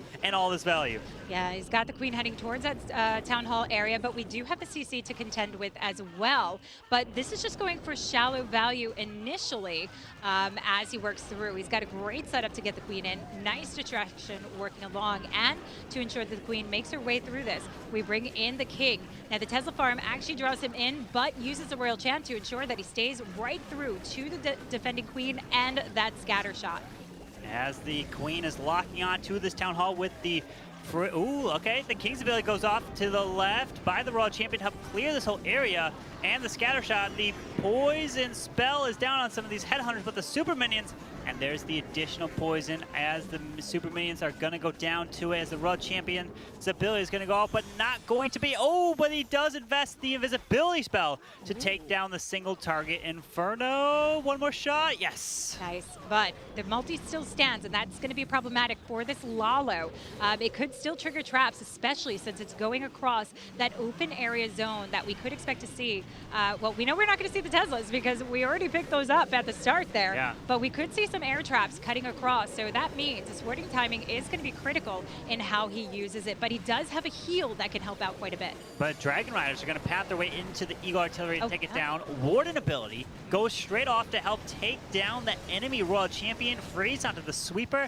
We do have a multi-target Inferno staying right in the middle of the space, but the Dragon Riders, they'll path there. They'll take that down, no worries. So this is looking fantastic for Diego so far. It is, and no air traps coming up, so no black bombs does this good, and the Loons coming in to finish off the job is a Warden also sniping off. Look at the distraction of the one Loon over that ground bow as that pack of Loons take down the Wizard Tower. This is a done deal for Diego, but again, it doesn't finish here for them. They need the defense. They're keeping it tied up, but their big mistake was on that percentage, not getting enough of it, and unfortunately not having a plan to try and just build up as much as possible. So Woody, we are still seeing a very close matchup here. Anything can happen, and this is what makes it so exciting. These wars have been kept so close, and do you think we're going to see a turnaround? Man, that's a hard question to ask someone like me. I'm just impressed consistently across the board by all these teams, but is there going to be a turnaround? I would say unlikely. I feel like Aphelion Esports have got the upper hand right now. I mean, did you see that attack from Mojoka? Yeah. Like the Queen. A huge base standing before her. She saddles on up with an expo, wonders what is the best path. She knows that commanders time after time have complained about their Queen taking the wrong path, but no, Mojoka comes in. Confidence, 100%. My Queen, I will show you the way. Paths from the left corner all the way down to the right side, and virtually wrecks the entire base just with her. Just the cleanup once again at the end. Aphelion Esports seems to be so super powerful today that I'm just glad to be here to watch what their fourth and fifth attacks are going to be. Another opportunity, though, for a clan that is on top, leading the charge to try to finish this thing off in their favor. Can they do it with a few more 3 stars? I definitely think they can, but Woody, I think we need you to narrate a short story with Clash of Clans, right? With the Woody voice, it's just classic. I could just see it now, man. That would be amazing. But what would be amazing here is 3 stars coming in, left and right, all after each other. And we are going to be seeing an attack with the Queen charge Lalo Gabriel with 1 Velk, which tend to send in with your King towards scatter shots, which you are expecting to find skeleton traps in certain sections. But let's see, as the Queen is towards the bottom side to help charge this Queen in towards the multi. Not just yet, as she will probably make her way a little bit to the right, as the blimp is going to try to pull the CC and take this multi-inferno down. Yeah, so we've got the Raged Up Blimp, drops it down with the Yetis, needs to get them through. We've got the Rocket Loons over top, but the Yetis and Yetimites, ooh, even with the Spring Trap, clear up the majority of that compartment, and the Queen is where she needs to be on target, taking down the defending Queen, and with the freeze, holds off those Rocket Loons. This has slowed it down, but he might need to start thinking about getting that Rage, though he has a little bit of time. You just don't want to risk it too long. I've seen it burn too many players with that Queen ability. Yeah, as this Queen is now stepping her way in towards this Eagle artillery, that one balloon is trying to pull traps, but that sweeper is being a big pain, pushing it around, trying to protect these healers as, oh, I guess the sweeper is just angled where it can't hit it anymore. It seems like it perfectly could, but I guess it's really angled far to the 9 o'clock position there. It's kind of a little deceiving if you ask me, as the Royal Champion's gonna make her way in towards that multi-target front on the right side, and then have the Lalo look to come straight over the Town Hall. Yeah, and the Royal Champ with the invisibility spell can get through that scatter shot. We've got the super wall breaker coming in, looking to try and get to the core of the base for the multi. It opens up the corner pocket, but the Queen is now going to have to beat through this wall to get there.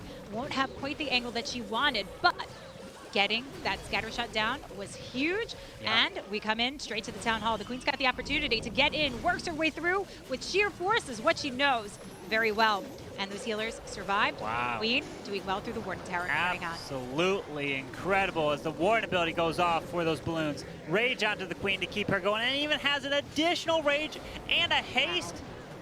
This is absolutely crushing attack here with all these balloons left. It was just perfectly executed with that Queen charge. Absolutely. That was stunning pathing, beautiful way to use the Yeti blimp to actually shape up the funnel for the Queen, use of the King to funnel that Queen in further, and getting the insane value out of the Royal Champion to leave such little for these loons to have to go through. You can see him laughing. He is excited for that 3-star, and that does keep them in the lead here. The 3 stars that keep rolling through for Aphelion, because of that 96% makes such a huge difference. It really does. So what that means is if they come in with a triple and their next attack, they would put up 14, which is equivalent to what all the other wars have been putting up. Even the teams that have lost have been putting up 14-star performances. So these teams know they're going to have to do exactly that as it's a round robin.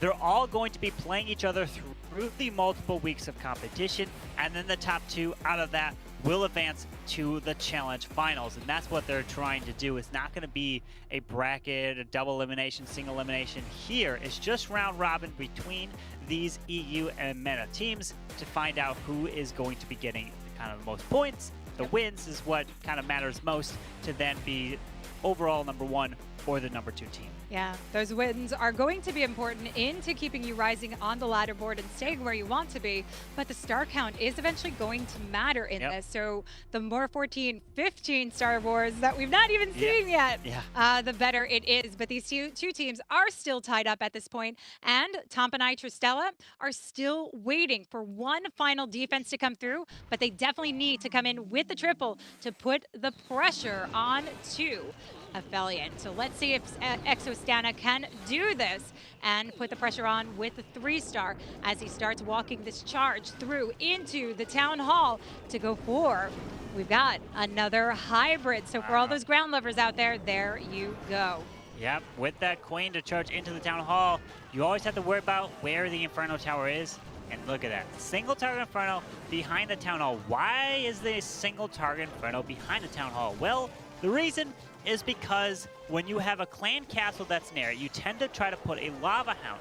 So that slows the Queen up, and the Town Hall poison slows her up even more. So that single target Inferno causes you to use so many spells, causes you to use the Queen ability, and can be devastating. But look at this, he goes with super minions and not the Hound. Because it's not a Hound, now he can poison and make his way through this area, it looks to be, and then eventually easily handle that single target Inferno to keep that Queen going. Absolutely. I love the position here of this siege barracks, though, because it's set a little bit further forward to get the push in, but We've got the King working inside the base, the Wizards working to the outside edge, and that's what we need to see them coming along with. We've got the opening to the backside, and that's ideally where we wanted the King to go. So he's going to have to beat his way to get in there, since we've got nothing to actually go in for it. The Hybrid not necessarily cutting through the center, but the Royal Champ is covering that. As the Queen is continuing her charge on the left side, we've got a heal in towards the Eagle with now Hogs coming out of this Siege Barracks to join in as the RC ability just goes off. Remember, we don't have to worry about a Town Hall since the Queen took care of that, but with the Queen ability, but no more healers. So her ability is going to be forced through the core by this multi-target Inferno, but this defending World Champion, she's not going down. The Hogs and Miners have disappeared. Yeah, this is going to be problematic because of the the scatter shot on the back end here. Queen had to force that ability to get through the multi, and Exostana is not going to necessarily pick up this 3-star as the Royal Champion goes down. The Warden has the opportunity, but he does not have the power to get this done as the multi stands, and there is still way too many defenses coming in to try and knock him out. Pekka goes down. And basically, so does the Warden. Oh man, not able to get that one. Only the 88% 2-star, which is going to put Tampanai in even a greater hole now, Woody. Yeah, 99 problems, and that scatter shot was certainly among them. Yes. Also include the multi-target Inferno, the lack of support for the archer down there at the bottom, the Hogs running out of heal spells, and Miners not really being able to crack through defenses. But nevertheless, I remain a Stan. I think he is a certified all-star. Just a bit difficult for Tampanai Tristella to close out this war in a confident position. They do have a couple of triples up on the board, but I feel like what we were saying earlier, Aphelion Esports taking an early lead and finally being able to be the team to hang on to it. It looks to me, unless something goes really awkwardly weird in these last 2 rounds, that they're going to pick up the victory. What do you guys think? Well, I saw in chat that they say your predictions are never wrong. Oh, well, that's certainly not true, but thanks chat for throwing me a bone. That's what they've said, so we'll see. I mean, advantage right here is for Aphelion with these 2-star defenses that they've held, unless there is some massive defense coming in from Tampanai Tristella. So that's what we're waiting to see from the final attack from Aphelion here, as Eyewitness kicks it off with the Queen Charge Lalo. And we've got the Zapquakes to take down the probably the single right behind that Town Hall. Getting the Queen. There we go. As the Queen is down, no healers on her just yet. And finally deploys the healers here, charging straight into this air defense. We gotta just make sure, so you can see he's slowly dropping these balloons because he thinks the healers might just barely be in range of that air defense, so they were at risk of getting targeted and taking some damage as he wall breaks the Wizard Tower right there on the left. And he could wall break again if he so chooses, maybe to try breaking a Town Hall. Doesn't look like they will go around there just yet. As the Queen, she's going to path her way to the enemy Queen, and then she can actually loop her way towards that single, the Clan Castle, the Town Hall. So this could be some fantastic value as long as the King gets this area to the enemy Queen. But this could be a test of our waiting for him and stop the King in his tracks here. Absolutely, there could be, but there's Skelly's holding it off. Queen's coming in. We've got the blimp actually for the Town Hall. He's not yet dropped the lightning spell, and this is going to come in combination to take this down as the Seeky Gobs work their way through to take it on. And the Queen, dealing with the CC troops, will continue on her path. We've got that additional wall breaker, though, to open up just more for her, and I'm curious to see if it's going to come in up towards the Eagle so we can lollo from the bottom side of the base. Yeah, the big thing is, look at the spells. Not too many spells left. No more Rages, only an Invisibility and 2 Freezes. When you decide to invest a Lightning to take out an Inferno, 5 Lightning and an Earthquake, that means you have almost 0 spells for a Lalo attack, and typically, no spells for balloons is super, I would say, super difficult because you will have to deal with how slow they are.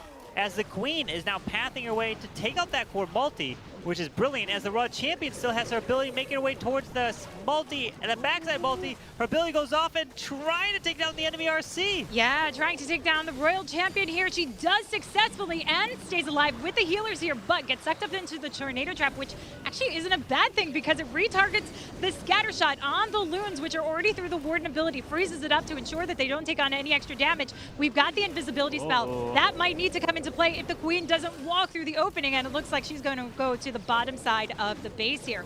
But Royal Champion. Might not. She might go to the Builder Hut. She's gonna. Oh, she does. Yeah. That's gonna be for time though. We got a minions up top. 14 seconds here as the RC is helping. Queen's clearing that the gold storage is going to be probably full health. Makes the Queen invisible, and it might just be a top fail. No, he doesn't have the necessary cleanup up there, and we've got a 96% 2-star there, which does not put them to a 14-star performance. So I believe, what, that's 13? So 13? All the other wars, yeah, so right there. There are the 2 fails that we have. So that's a 13 stars. All the other wars were 14 to 14, 14 to 14, and for all of that. And man, that's just incredible. As we have now, Top and I, they want to put up 3 stars, as you've mentioned it before, where the 3 stars and stars overall will play a role if it comes down to wins, and it comes down then to the amount of stars. So it kind of could be like a tiebreaker. So you don't ever want to give up, even if you can't win a single war. You want to get as many triples as possible, as we are now going in for Amualin with a potential to put up a 13-star performance as well. It's just these teams in each one of these matchups have been very close either way. They have, and this is unfortunately, regardless of the 13 stars, actually going to drop them into the bottom ranks below RVNT. So that is the problem, but like you said, they need to keep it as high as possible, because as the weeks go on and you win and you lose and you get points, the star count is going to be one of those determining factors to worry for. So we've got the wall break open into that scatter shot position with Sneaky Gob helping to shape up the path for the Queen to work her way along, and one additional super wall breaker. Now we can use that King to take on the Eagle compartment. Sneaky Gob's already sectioning it off, so we can actually walk him right in there into that narrow compartment. As this Queen's going to make her way in towards the scatter, he did funnel a little bit more towards the top side above that cannon, which can try to help force the Queen maybe a little bit more to the left where that sweeper is. But the Rage is down. Look at that one balloon under Rage. Pulled a Seeking Air Mine. Really protect these healers through this charge. And she'll have to get to this King. And the Eagle Artillery, though, is activated. And that's quite annoying as it's hitting something to the bottom side of this base. We're going to have to zoom out in order to see a little bit of it, as the minions are off to the right. Staying up here, as there is the King in Royal Champion help clear the Eagle, and then he'll have 22 Hogs to send in. He will, and we've got the Royal Champ on her path towards that multi-targeting Inferno, which would be the bane of existence for those Hogs, but we still need to get through that defending Queen. He does have 2 Headhunters to help out, but the Royal Champ can also do the same. Actually, it's the King that's holding her attention, which is going to help. Will we see this early Warden Tome? Yes, indeed, to keep this clip through, get those Headhunters in, and they do their job along with that Yak. So this is off, finishing nicely, but he still has to get to the back end town hall, which the Queen is going for. But she's got her ability left, Carvin. Yeah, that ability is going to clutch up the town hall, take that down, and the invisibility for the Royal Champion. Grab the single target Inferno. Beautiful attack here for Amualin with the Queen of Charge Hogs. He's done it many times, and he gets a 3-star for Tumpanai Tristella. Beautiful job here, as unfortunately it's not going to be enough in terms of percentage overall, as they're going to be down on that, but that's going to play a role later from weeks from now, so you know that it could be a 1-star differential if it comes down to tied points, star in terms of wins and everything like that. So well done. You know, too bad you don't get extra points for swag and some spells. You know, unfortunately, you don't do that. But he made that look easy. Amualin, great attack here. Unfortunately, falling short to Aphelion, but you still have a chance throughout all of the round robin, so don't give up just yet, as there's plenty of more matches to play, Woody. Right you are, Carmen Finn. Congratulations to Aphelion Esports, victors in match number 3 over Tumpanai Tristella. We finally got a chance to see the defenses hold up more than a time or two here in a 13-13 star war. We did get a clinch from Aphelion Esports with just still a 2-star performance in that 5th and final attack. The percentage was enough to secure victory and ensure that even with a triple from Tompanai that they weren't able to come back over the top.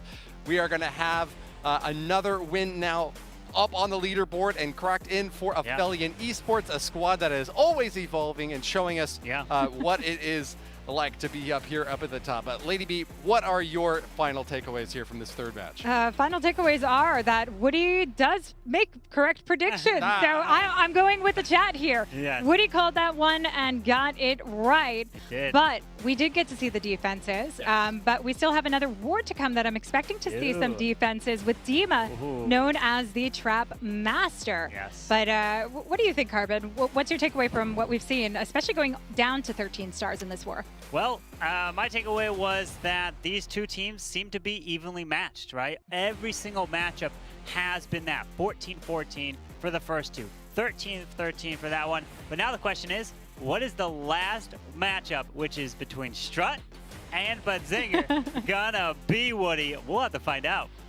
This is going to be an epic rematch for the ages. These two squads haven't gone up against each other many, many times before, and now they both have got this grudge match ready to kick off. Before we can get into the 4th and final war of the day, though, let's go ahead and take a quick break. We're going to be releasing some of the expert archival footage we've been cobbling together from this previous war. So all the best highlights are here for your enjoyment, and we will be here with war number 4 in just a few short minutes. Planning for that queen to go, so the ability goes off, but notice the queen will not get this air expo, which is a huge value potentially for this Lalo attack, as he does have 2 skeleton spells, as this queen is not going to be able to do anything to this clan castle, as the Lava Hound and Headhunter and a bunch of top side, it actually didn't fly straight over the Eagle Artillery. So if there's a bunch of traps, yes, there's not. Those balloons are fine. Usually you tend to drop the Hound away from the Eagle so that the Hound doesn't go within that Eagle circle, that radius, so that... Got one more. He's got minions working. Those hastes are going to be very nice. Oh, he finds that additional... Oh, there's Oh, the tornado no! trap. No! Hold on, but they'll find. They get past. A powerful force potentially, but we'll see what Aphelion brings defensively to try and hold them back. As the king takes down the eagle, this gives the queen the opportunity to work her way up to the scatter shot. Yeah, with the healers now being deployed onto this queen, can charge her way into the scatter shot with a bunch of ground skeletons being pulled. As they're just as low health as possible, and the queen still not going into the, oh my goodness, finally going into the compartment as the healers hang on to their last breath. Just barely hanging on now, luring that clan castle out. Dealing with this Lava Hound as the Rage is utilized these balloons through this tornado trap with that Stone Slammer finally now coming to the far right side as the Queen is going down, but burns the ability to try to barely stay alive here. Yeah, that ability was needed to try and get through into the multi-section of the base. There are no haste, no heals, no freezes, nothing to stop this. Queen, though, is alive, but he's lost out all the start that they wanted, as Aphelion Esports holding strong here with just a little bit more, can get up towards the 85 with the Archer on the... The Snapdragon Pro Series is brought to you by Snapdragon Elite Gaming, Monster Energy, and DHL.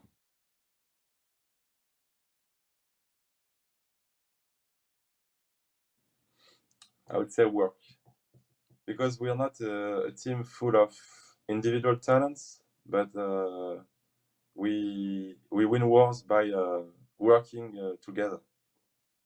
I think I would be in charge of the tents, because I'm used to go hiking in the Pyrenees, in the French Pyrenees, in south of France. So yeah, I think I would be in charge of that. Then I think Anonymous, aka NO, would be in charge of the fire. I think Dima would take care of the food, because he's kind of the mother of the team, you know, because he takes care of all the bases. So I think he's this kind of guy.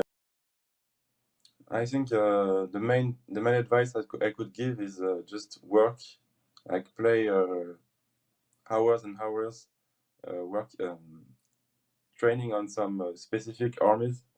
I would advise to play Queen Charge Lalo because it's a very versatile army. Just I think the secret to success is just work. I think the Eagle Artillery because it seems like it's a well protected building, so I would be safe over there. Yeah, I would just store money inside. To the fans, I hope we will not let you down. I hope will not be eliminated in the early stage of the tournament. And yeah, we just have to have this little bit of support from the fans to win the tournament. And yeah, good luck to every team. I hope it will be a great fight between us. And yeah, good luck to everyone.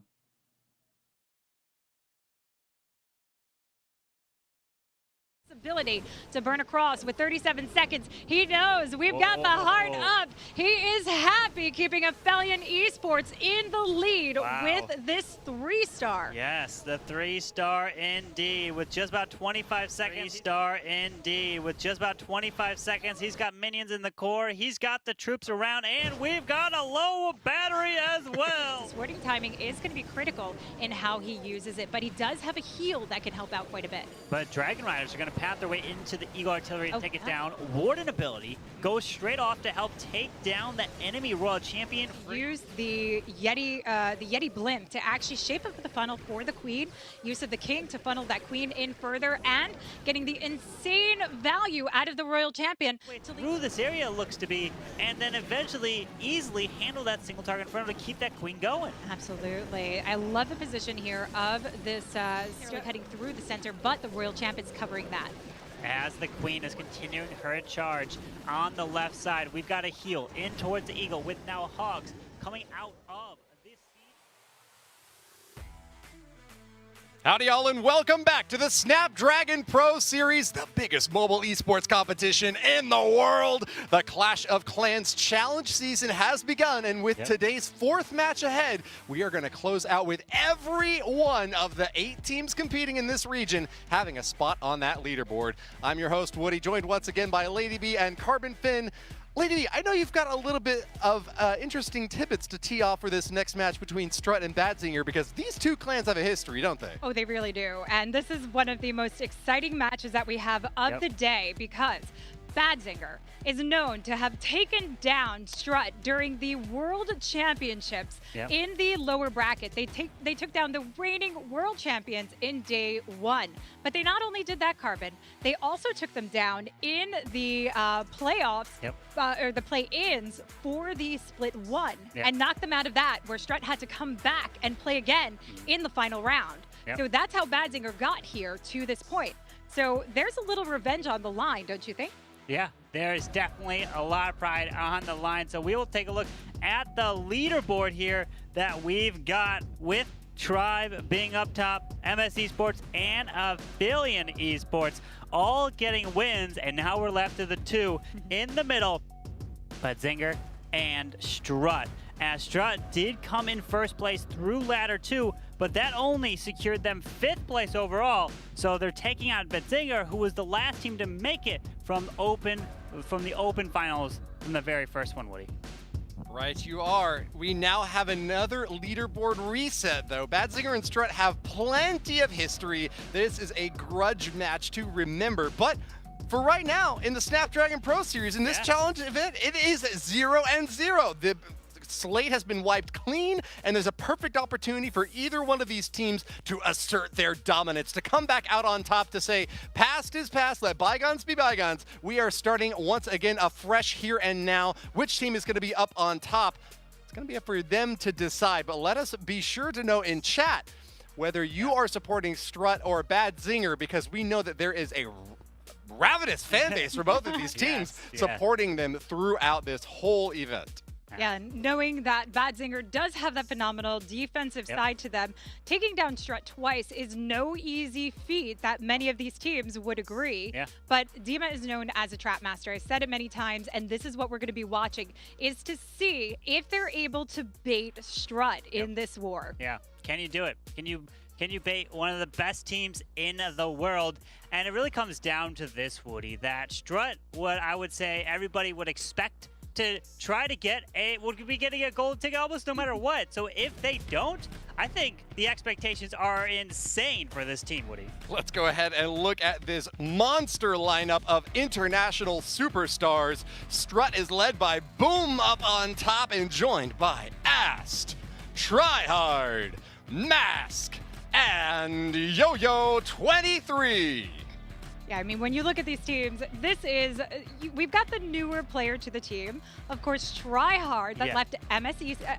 Yeah. And when MCES reformed into MS Esports, he came over here. So this is a really nice lineup that's worked together well, but they've had their struggles. They have. And I think that's been the biggest problem for them, is building that confidence. But in the weeks like leading up to this, we've seen them slowly starting to build that fire and power. Yeah, I think it's these types of tournaments that Strut really excels in, right? It's the tournaments where they go up against teams that may be unknown, where they don't know what to really throw up against them, and some of these teams kind of just come swinging, and then they get taken out. But these ones, they can plan and strategize, and of course, they have the game plans. But their opponents are not going to be holding back, Woody. Oh yeah, Strut has been looking for their chance to get back at the top of the hill ever since they got eliminated in that first round of the 2021 World Championship. Yeah. They have had their eyes blazing with victory in sight. Can they climb over Badzinger, led by Dima and joined by Rupert, Ano, Hugo Stieglitz, and Alfonso? I love this lineup here, Carbon. Yeah. Hugo Stieglitz, Dima, Ano, Alfonso, and Rupert. This is a really nice matchup, but the standouts to me would be Dima and Hugo Stieglitz in this. Ooh. But we get to see how they've actually been performing overall, and this is surprising. But I will say, I think it speaks loads to their defenses. Yep. And the defenses are strong indeed, but Badzinger, 12.75 is just not going to cut it. You can't be putting up that star performance and have a chance to defeat a team like Strut. So we know Badzinger has a great opportunity. They've done it before to get perfect wars, but is that what's going to be necessary to take down a team like Strut, Woody? What do you Great think? question, Carbon. We're about to find out the answer to that question. I will say, even though they have the lowest average stars of any of the 8 teams in this Pro Series, they also have something behind their back. They're carrying kryptonite. You know, this is a squad that can take down a super team. They've done it before multiple times, and if it's their day, they are really like a kill it or, you know, fall apart sort of team, like all or nothing sort of squad. And so when you've got a round robin where you know you're going to have to go up against every single team, you might as well get Strut out of the way to begin with, right? Right, indeed, absolutely. I mean, you got to take them all on, like you said, round robin. That's where all the teams go head to head. But is there one player in here, Lady B, that you are keeping an eye on the most for each side? For the most on each side, I would be keeping an eye on Hugo Stieglitz as one of the star attackers. And for Badzinger's side? From the Badzinger side star attacker, I would say, or from the Strut side. Well, Hugo from Badzinger. Hugo from Badzinger. From the Strut side, star attacker, I would say Ast. Okay. But I'm curious to see if he's going to come in with the Super Drags. He's actually, he's switched it up. We haven't seen it yet at all. Not at all. Not at all. A single attack through this whole thing so far. Yeah, but he has been doing it quite a bit, so I don't know, Woody. We might see those super drags that you spoke about earlier. You very well may indeed, but keep an eye out there for a World's MVP former player. Boom, up on the top of the game. It's going to be back in action once again.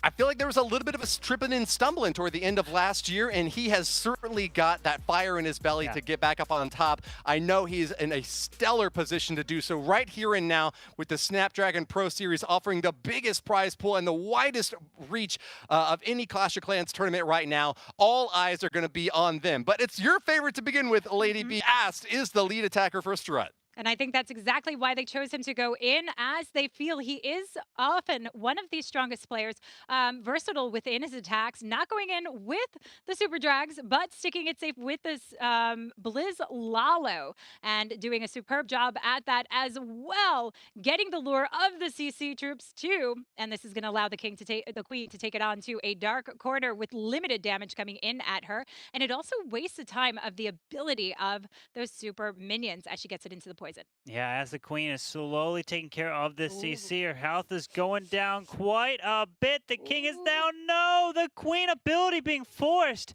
You definitely don't want to do that, as you don't have healers to bring her back up, but you do have a unicorn, but it just doesn't heal up as fast as the healers here. It doesn't. So the King and these Ice Golems, the Ice Golem need to take the lead here. We've got the jump to lead across, and the whole point is to clear out the core of the base. You can see the Queen already starting to regenerate health, but as you mentioned, it is going to be very slow moving. That single, he's got to keep an eye on. His team's got a spot for him here as it targets the Queen. She's already burned through the ability, doesn't freeze it up. It just drops the invisibility in the nick of time, so she can try and work through and help with the core of this base. Royal Champs go in the distance here and could even take on the Eagle potentially with that ability. But you know that single target Inferno didn't go down, so now he sends a few balloons to try to help pick it off, as the Lalo is now starting over on the left side, straight into the scatter shot. Haste is down, Headhunters, Warden ability goes through, and look at the Hounds. Both of them get protected, pulling traps to really protect this whole area, as the balloons are pathing their way through, and the RC did indeed, like you mentioned, take out that Eagle artillery. Not just that, she took that down and some, cleared out the entire 12 o'clock quadrant of this base as Loons work through the outer perimeter. We've got the multi, though, that they have to get back into, and that is going to be the biggest problem, as it's surrounded by the Battle Builder. The Warden Tower that's getting healed up. The only good... Oh, wait, but we've got a Hound to tank in for any possible traps, and the one good thing is that the Sweeper is behind. Wow, that Hound pulled the red air bomb, making his way into the Grand Warden altar. That Lava Hound can pop, and then we'll have Lava Pups to clean up, but it's not going to matter, as he is taking a deep breath, and it is going to be a 3-star to start it off for Strut. What a great job to start this one off here in the very last match today, as we'll have a whole nother set of 4 wars to come on Friday. But Ast, great job. That's the person who you said you wanted to watch out for the most, and he did triple.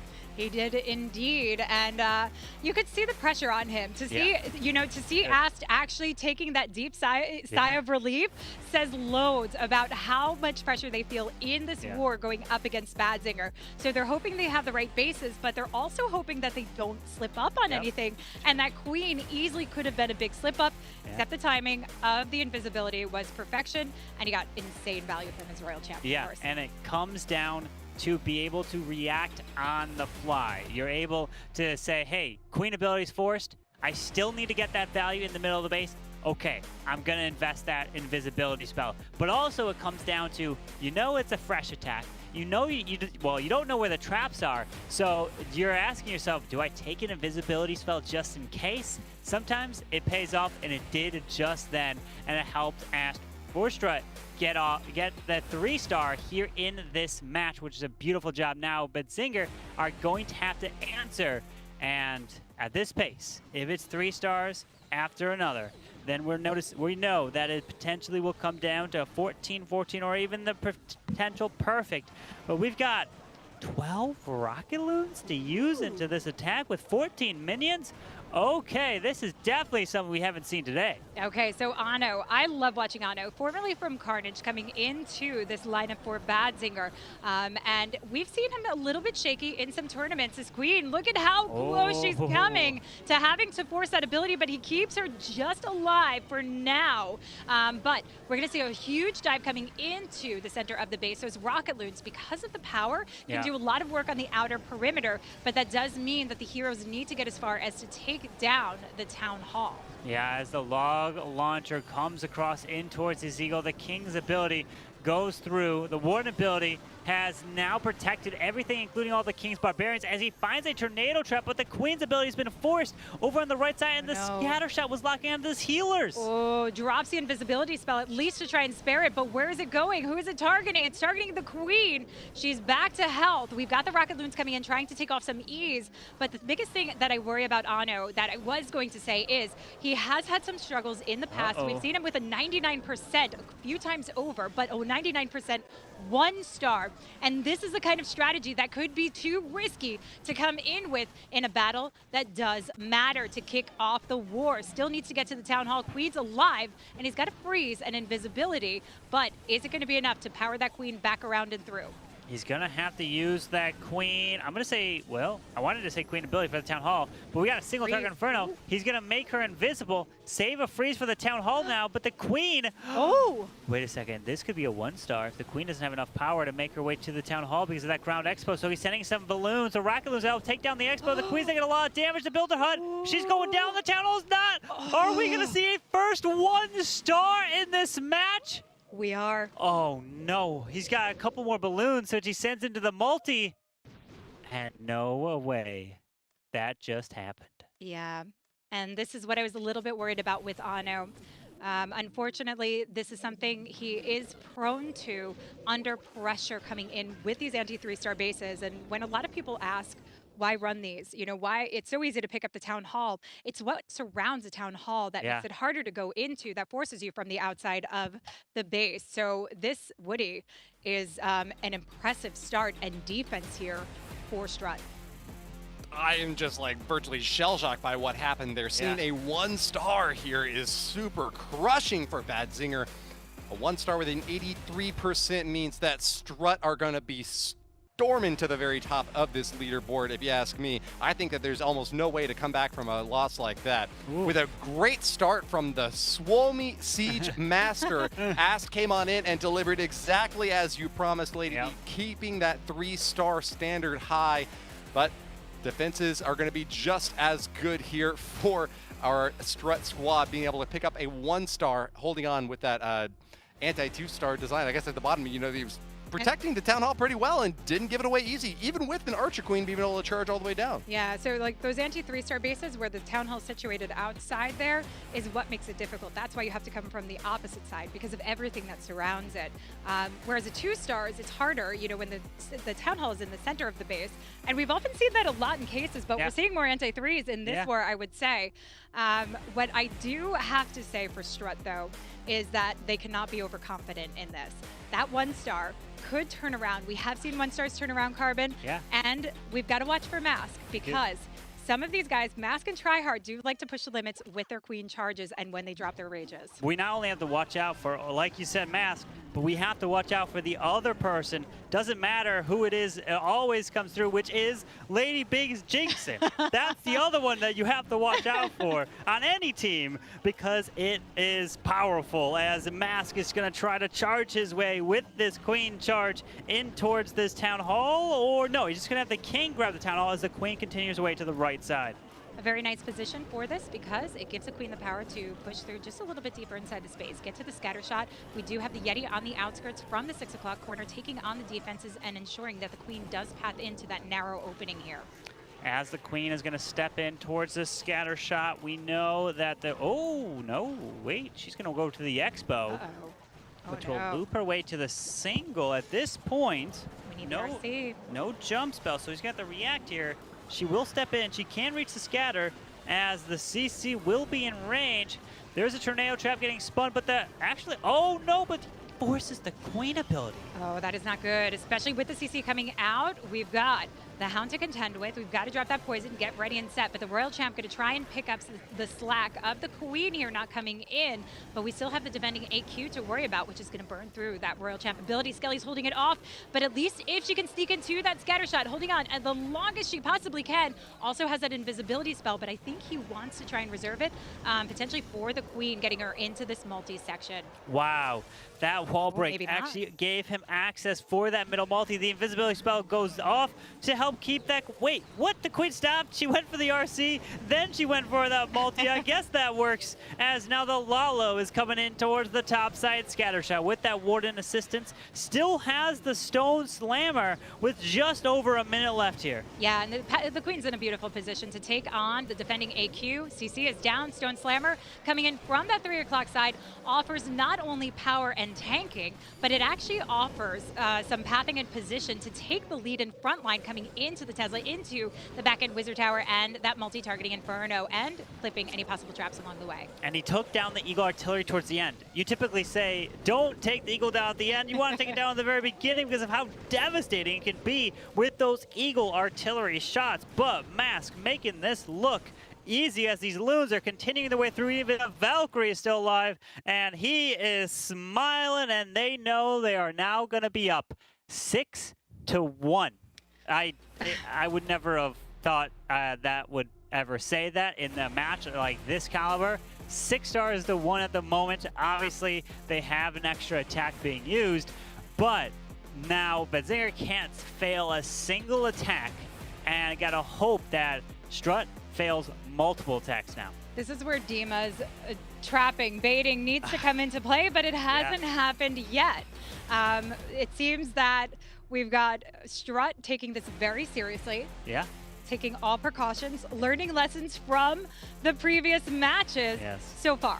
I mean, we have to say so far, because there are still more attacks to go, and we have seen incredible turnarounds in wars defensively, and it would not hold it past Badzinger to be the team that can do it. Well, a 1-star is a huge deficit, and it's happened to these teams before. They definitely know how it feels to get a 1-star, but they also know that when they've gotten a 1-star, it's also cost them the wars too. They've also lost many because of that 1-star. When you thought that, you know, if we secure percentage one, which is obviously never fun when you leave the town hall for the very last building. But now Badzinger can't afford a slip up here, cannot afford a fail. It must be a 3-star, and Rupert must be the one to get it done with a Queen Charge Dragon Rider. And here we go as the Queen is dropped towards this left side, and the King can path his way in towards the scatter shot to help grab this area, grab this value, including the Royal Champion. But watch out, the single target Inferno is near this Town Hall, so he's going to have to pay close attention to this Queen Charge. Well, that's where he's got the Zap Quake 4 to knock that out and get out the Air Sweeper, which can help with the positioning of the Drag Riders coming into it. Drops it now, also holds on to it for that use of the CC troops coming out. That is a beautiful combination and something you can do when that is so close proximity together. As the Queen is now dealing with the Lava Hound, Lightning is brilliant to help protect the Queen so he doesn't have to use additional spells to try to make it invisible, but it is a lot of spells nonetheless, right? You're going to have to deal with the Tunnel of Poison, Grand Warden, the Air Expo. That's a lot of stuff, meaning many rages if you're going to be forced to use those rage spells for that section. As he's going to drop the Stone Slammer for the multi, then the Dragon Riders can come down towards the bottom section, move into the air defense, and then make their way over to the scatter, or not scatter, the Eagle, I should say, as the Sweeper, if you take a look, is kind of pointed over the Eagle Artillery, which will be a little annoying coming from that side into that Queen. But depending on how the Stone Slammer opens this kind of works through defensively, it could wind up going into that Air Sweeper if the Queen can take down the Wizard Tower. It's coming in, opening up. We should Rider coming out of it. That would help. The Loon's taking the lead, but unfortunately the Drag Rider cutting back over. But whoa, we've got another wall break to get that Queen coming in for the multi-section, keeping this on target. Oh, that was an insane wall. Rupert to get that Queen value. There's the freeze onto the Expo and Cannon to keep alive, because you know time. And need your Queen alive to help clear the buildings fast as possible. The Dragon Riders, 4 of them still up, and he knows it's going to triple, taking down ass space of Strut, and they have to triple out to have a chance of this to war. So they'll be down by the 2 stars. And there it is, Rupert with a swag invisibility spell. That's the answer that they need to hopefully start getting that momentum for Badzinger, Woody. Holding on to every little ounce of strength that they've got. All the stars up on board. We do is the most important focus on wins. Yes. But after that, having additional stars is going to be what's helping you later on when that leaderboard has got to be ranked in the end of this 4-week series. With the first attacks out and underway, it looks like Strut have once again come back in over the top and are cementing their lead over Badzinger in this first salvo of attacks. Are you thinking that they have a possibility for a perfect war here, Carbon Finn? Oh, Strut? Yeah. I definitely. They're definitely, any team here can do it. Strut for sure. I've seen a lot of the wars that they've done it. Hey, you can call me, you could say Jinxon, but I think it's very hard to do it against Strut. They're really good, but usually what happens is it's the final attack. It's attack number 5 that a lot of the players, the nerves, the pressure, and then that's the attack that fails. So if I was to predict, I would think it would be perfect, and if it's not, it's going to be the final attack that costs him. Maybe they get, I'll take a guess, 96% if they were to fail. Carbon's getting the evil eye from you, Woody. Precise. Yeah, precise. I'm precise. Yeah, okay. If they get 14 stars with 96% on their 5th attack, dinner's on me. We'll see. But Woody, I want to point out the fact that Badzinger came in with the lowest score, so 12.75%, and they took down Strut in the first matchup. So we're expecting to see the defenses coming in. So Boom has to be on his. Boom also feels a lot of pressure as the team captain here. So we do often see him falling a little bit short, as I feel that that pressure does come into play. He drops the invisibility spell, keeping this queen going. But it looks like he wanted to come in right there for that town hall position, and or at least get into the narrow portion of going to have to try and adjust. And that's what I'm curious to see, how he's going to work, rework this around with no super wall breakers and no jump to get in. Yeah, Boom dropping that poison spell onto these headhunters, and now the lava hound stepping in. Gonna have to invest this rage to keep the queen going through this air expo, but we'll be able to reach the sweeper, build a hut, Grand Warden altar as well. We take a look, do we see a jump? No jump spell, so the queen looks like she's gonna walk around to the right, and then she can loop her way back into the town. Wait a second. He's got the blimp. He's got, oh, I was gonna say, is he gonna send the blimp from the opposite side? No, he's doing a short side blimp straight into the town hall and makes it. It's safe, freezes, and he takes it down. He doesn't get the freeze on the town hall though, but he didn't. Drag Rider does actually, wait, is it gonna take it Oh. down? It is not! This is where we could see a potential 1-star, but he has his royal champion. Is she already down on the board? She's already, but he didn't. Drag Rider does actually, wait, is it gonna take it Oh. down? It is not! This is where we could see a potential 1-star, but he has his royal champion. Is she already down on the board? She's already. It's not my fault. It's not my fault. I didn't do it. The evil eye is in full effect right now. You can't see it on screen. But this is the pressure that you can see that Boom feels in these attacks. But the queen is still alive, Carbon. Oh, no. She could turn around, open up that wall, get in there, take it on. We're sending in some hogs, raging him up, dropping the skelly spells. No. He's doing everything he can. Can they do it? No. Oh, can the my queen? goodness. Oh, my goodness. This can't be real. This can't be real, Badzinger. They are absolutely going ecstatic. They didn't think this was possible. I didn't either.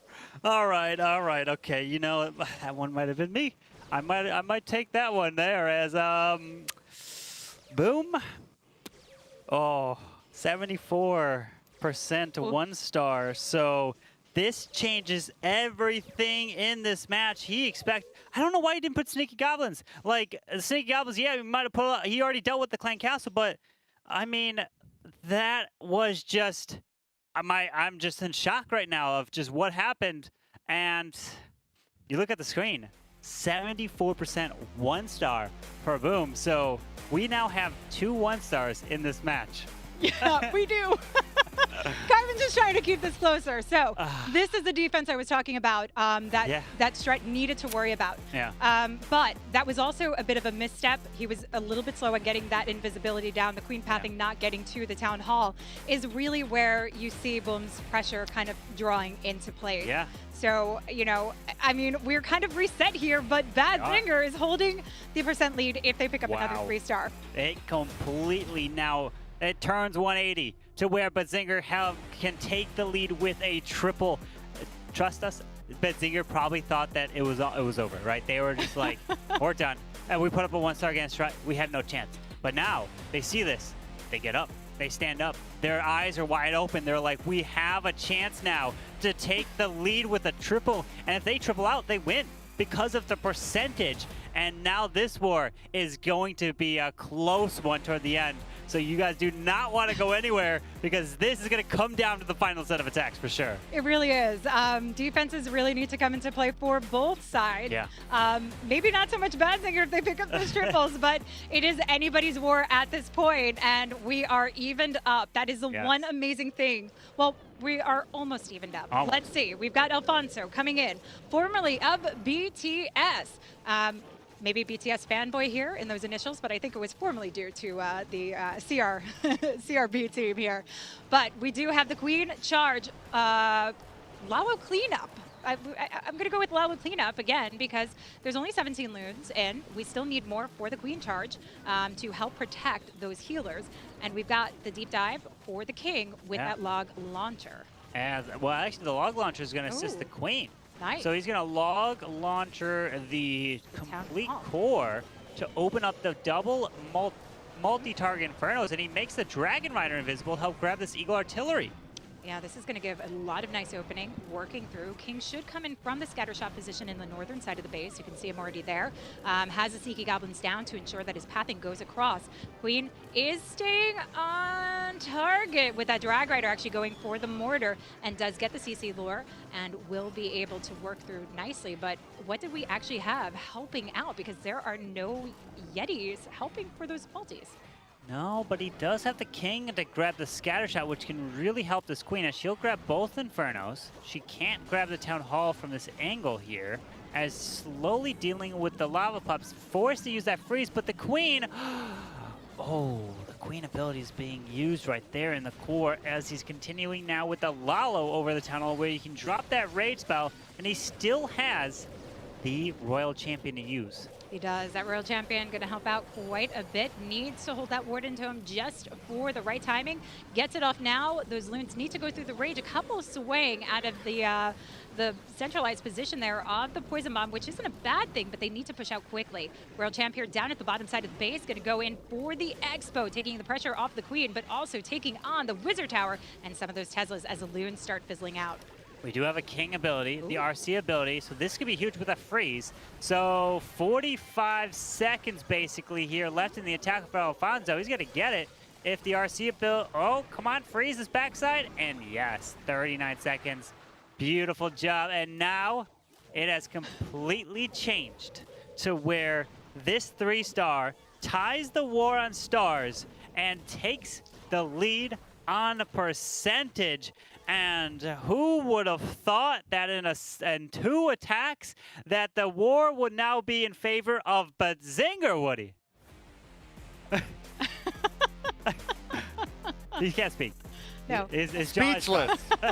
I mean, I was out here after the first round of attacks just being like, oh man, Strut's got this in the bag. It's going to be so easy to get a 1-star defense. And then all of a sudden, it didn't just go to my head. It didn't just go to your head, Carpin. She's pointing to me. It's like she thinks it's my fault. They're just rewriting the script on us on the fly. I can't even get our brains wrapped around the back and forth insanity between these two teams. Strut and Badzinger have got so much history. There's so many mind games at play now between these two squads that I still feel like we can't call it. But with a decisive pick-me-up, Badzinger with a 1-star defense are going to be back in the action and with an opportunity to clinch it if they can just go triples from here. Yeah. I can see right now either one of the players who got the 1-stars on each side, if they lose, in the next tweet, has a little crying emoji right there, just sad of a 1-star. You know, it could cost you. And it's just, you hate to see those 1-stars where you feel like you let your team down, right? Because you expect yourself to get the triples. You hold yourself to a high standard. And if you don't 3-star, even a 99% time fail, whatever it may be, you feel completely devastated, Lady B. You do. And I also think that Carbon is going to be buying us all dinner tonight after that one. So we've got Yo-Yo coming in. No. We'll make sure it's a steak and lobster dinner. Oh, but, my. Oh, my. Look at this, though, Carbon. We've got mass E-Drags coming in from Yo-Yo. No, he's not only known for his Lalo, he's known for his Spammo as well, as he brings in the E-Drags coming through. He has done exceptionally well with this. This is a strategy he's been working on, and it also builds up the time. Not that it's going to make a difference now with the 1-stars, but can he get... You never know. You never know, but there's still pretty big differential between these two. Well, with the E-Dragons, and I remember hearing from Boom a long time ago that if they were to ever go up against a team who was really good with E-Dragon attackers, let's say they all tripled out, they would just never have a chance at winning because the E-Dragon attacks are just so fast. And I think Yo-Yo is trying to beat his personal record or something because literally there is now 2 minutes left in the attack. He just dropped his World Champion and this base is like gone. In the words of Itsu, where's the base? Where's the base? It is completely gone. Pops through that king ability. He's got the royal champ to come in. She's not just coming in on the board here. And we've got her to help out, but we still have E-Drags working alongside. Minute 35 left to go. And he does secure the triple, which takes off a little bit of pressure here for the team. Yeah, and I completely die out, and I don't get the value, and it's never good. They make it look so easy. It's incredible. But all the rest of the attacks from here on out, they're going to have to be 3 stars from both sides. And if it's Badzinger that does it, they will win. They will. That percentage really helps them quite a bit. So Strut looking to see if they have the right defenses to hold off Badzinger, but equally Badzinger, knowing that they know how to trap, they know how to hold off Strut makes a huge, huge difference in this. And you can see that it's up to Badzinger to try and keep this evened out. A slight slip here could be the detriment to them where it gives the build-up back to Strut. So that's what we're waiting to see. As Yo-Yo came in with like phenomenal speed here. So this gives a little bit actually more time and prep for Badzinger. Yeah, so they have time to breathe and keep going through that plan. Badzinger is going to have the final attack no matter what. Yes. So if they triple here, they hold all the cards. They don't. It doesn't matter what Strut does in their final attack. They just know 2 triples equals a victory, and a victory against Strut nonetheless. To think about that is absolutely crazy, as we're not going to see a perfect war today. We definitely, I think, will see sometime later in the future throughout this round robin, but 14 stars, a lot through the first 2. 13 stars is seeming like what it's going to be towards these wars if it's all 3 stars out, but other than the one Boom small mishap, what do you think has anything else do you think has been a big problem throughout maybe for Strut over the last few months? Has there been something that has caused them to not get one of the golden tickets, you would say, that's already been given out? Yeah, I would say their biggest problem is Boom's lack of confidence when he comes into this. And I don't think it's lack of confidence, I think it's pressure. Yeah. But also Tryhard and Mask with their queen charges. Mask already came in with the triple, so with Tryhard, that's where it's going to really matter. Yeah. That they keep their focus on keeping those queen charges raged up and don't lose out the ability early on. But Dima coming in, we know him as a trap master, also an amazing attacker at that.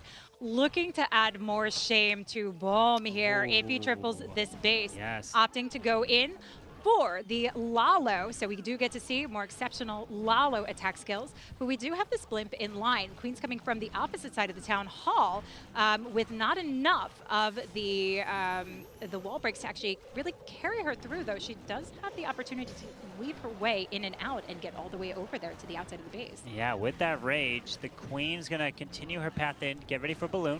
Perfect job. But I'm not liking the path of the blue just yet. Once his Tesla goes down, he'll drop an additional one to go for that multi-target Inferno as the King burns his ability and helps pull this clan cast out. There's the Headhunter. Ooh, that one Loon actually continued to go pull a sinking air mine by the multi. Beautiful value. Very nice value. What I'm interested to see is what's going to happen with this multi in the center of the base. We've got the blimp that could either go for the town hall, or we could use a Yeti blimp to come in, help remove that, keep the Queen on focus. Because again, there's only 18 loons for this, so this is more of a cleanup style Lalo. When you do see this, he's relying heavily on the Queen charge, which is taking quite a bit of time to carry along. But look at these open paths that lead her all the way to the town hall. That's what I think he's going for, and will Lalo from the northern side of the base. Here comes a blimp. Likely see Yetis coming out to take out the multi in that section, and this is looking beautiful so far. Yeah, this Queen can continue her path towards the bottom, and there's the blimp opening up, and the Yetis are going to go for the Raw Champion. And the healers, no, healers, no, where are you going? Stay on your Queen. Oh, there they go, back. Whew. That was close. It was indeed. But Queen stays on focus, drops a rage, keeps her alive, doesn't burn through that ability. He has no more rages left to go and has to get through the scatter shot. She is going to struggle here. What? Tops the ability. With a scatter shot. So he's got a Lalo here now from the Town Hall side. But what's going to take on the scatter? We've got the Royal Champ. I'm just in complete shock. I don't understand why the Queen went like that. Can someone please tell me the Queen pathing in her AI? She just wanted to walk all the way around for the scatter and completely ignored everything. Lost the healers because of that. As the haste spell headhunters come through, tornado trap by the Town Hall. This could be huge for Boom. This really could be big, and he does at least secure the 2-star, which is definitely needed since there are still more attacks left to go. But this is not going to be the 3-star he was hoping for, and this does set them back 1 star now. So this puts Strut in the driver's seat, where they are going to be able to hold the 1-star lead, and a 3-star would secure the victory for them. Percent reaching up a little bit higher, but not as high as Dima would like to see. So while he might know his way around the traps, unfortunately failed to the defense here from Strut Woody. Well, the Trap Master has been trapped himself. Dima failing to get the 3-star there means that we are going to go back to Strut's side of things with another lead on their hands. I just thought it was hilarious to watch Yo-Yo23 come out here and be like, oh, we've got 2 attacks already that are some 1-stars. Y'all want to see something really crazy? Hold my beer. Check this out. Mass E-Drag slap across the entirety of the base for the quickest 3-star that we've seen all day long and puts Strut back in the lead. More like hold my elixir, pretty much. Oh, incredible to see some of these attacks, but then devastation for 1-stars. So this war has been filled with everything. We've seen the 1, we've seen the 2, we've seen the 3 now, and now Strut holds all the cards. They triple, they win. But if we have a fail, then there's a chance for Badzinger to still take it. And this is where I've seen Tryhard just push the limits of his Queen charges, waiting for the rage for the very last minute. So everything lies on him right now. He has to be on point with those rages, but he is opting to go in with the Drag Rider. We've got the Zapquake to take down the Air Sweeper and the single behind the Town Hall here as the Queen takes it on and starts shaping up the path. He does have the Flame Flinger as well, but we've got to keep the eye on the Mortar, which is one of 2 defenses that can outrange it. So we have 5 archers that can come in and try and distract, perhaps, but Barbarians would be a better option. And he's deciding to say, you know, I don't care. I'm just going to let the mortar hit my Flame Flinger, and I'll get the value as he now... he did. Whew, that was close. He got it. Well done. As the Queen clears the tent, he's going to slowly try to deal with this CC as the Queen is looping around the Town Hall poison at the moment with super minions coming out. Yeah, so gets that rage down. Didn't wait too long, but... she is going low health, and this is the problem. He needs to keep her going, needs to get up to the scatter shot. Super Minion still going strong in this one, and she might have to force the ability. We've got 1 rage left to go. Drops it and gives her what she needs to stay alive and get into the scatter shot position. Well, it still has the King. Tryhard, did you forget your King? Are you going to save the King for the top multi-target Inferno or something? Let's see. Yep, there it is. King does come up there, forces the Queen ability to take out the enemy Queen. The Scatter, the Grand Warden Altar, is looking pretty solid so far here, with the Dragon Riders now grouping up straight over this multi-target Inferno, keeping this value, and that King's ability can help clear the Tesla farm to the top. Yeah, this is looking beautiful from Tryhard as the Queen takes the alley on the inside edge to work along with those Drag Riders. King still holding on to the ability, which is going to help through, but the Drag Riders are coming into play, and we've got the invisibility spell to keep them strong. Royal Champ launching, and we've got Carbon, dare I say it, the 3-star that comes in for Tryhard. You can see that's another sigh of relief there, knowing the pressure that was on him to get that taken down. So a beautiful job here. With those 1-stars, that's not easy to turn a war around, but we have said that you can. You can always turn around a 1-star war. You can. And you just got to hope that your opponent turns also 1-stars as well. But since you get your defense at a 1-star, that allows you to also take a risk in a sense and get a 1-star, which is what Boom did end up doing. But you know he still feels like he let his team down. But that 1-star could come back to haunt them later down the line if it comes down to being it all tied up in terms of wins, and then it comes down to stars. And if you can't have enough more than those opponents, you just need to be in the top 2, right? Yeah. That's how you make it to the challenge finals. That's how you have the chance to get the golden ticket. If you're not in the top 2 standings at the end, at the whole round robin, then you're out. You don't have a chance for that golden ticket. Yeah, so that means for these 2 teams, in order to build their way up, they're not only going to need to get more wins, but they need to get those star counts up. That's 12.75% that we saw average from Badzinger from the play-ins. Is not going to hold it. It's not going to cut it in what we've seen today. So let's see if they can finish off strong with a 3-star to try and get that average up, at least on stars, even though they're going to be in the bottom with the loss. Well, Badzinger is going to be put at 12. That's going to be the lowest one, as we've had 14-star performances, we've had 13-star performances, and now Badzinger, the only team to get a 12-star if this one triples. Right? If it falls short at 2-star, it will only be 11, Lady B, but he's coming in, Hugo Stiglitz, with the Super Bowlers. That's interesting. Hugo Stiglitz is probably one of the most amazing queen chargers out there. He can queen charge hug anything, he can queen charge Lalo anything, but he opts to go for the power of these Super Bowlers. Now, a lot of people have asked, why Super Bowlers over the Super P.E.K.K.A. Smash? Why do we see that change? And that's because the power of the Super Bowlers. People have just only started realizing how much power they have, especially when you can cut them through the core of the base. Now, you see the Warden trying to shape up the path to lead through, and we're going to leave that Town Hall to the very end, but sail the blimp across to actually take down the Town Hall here.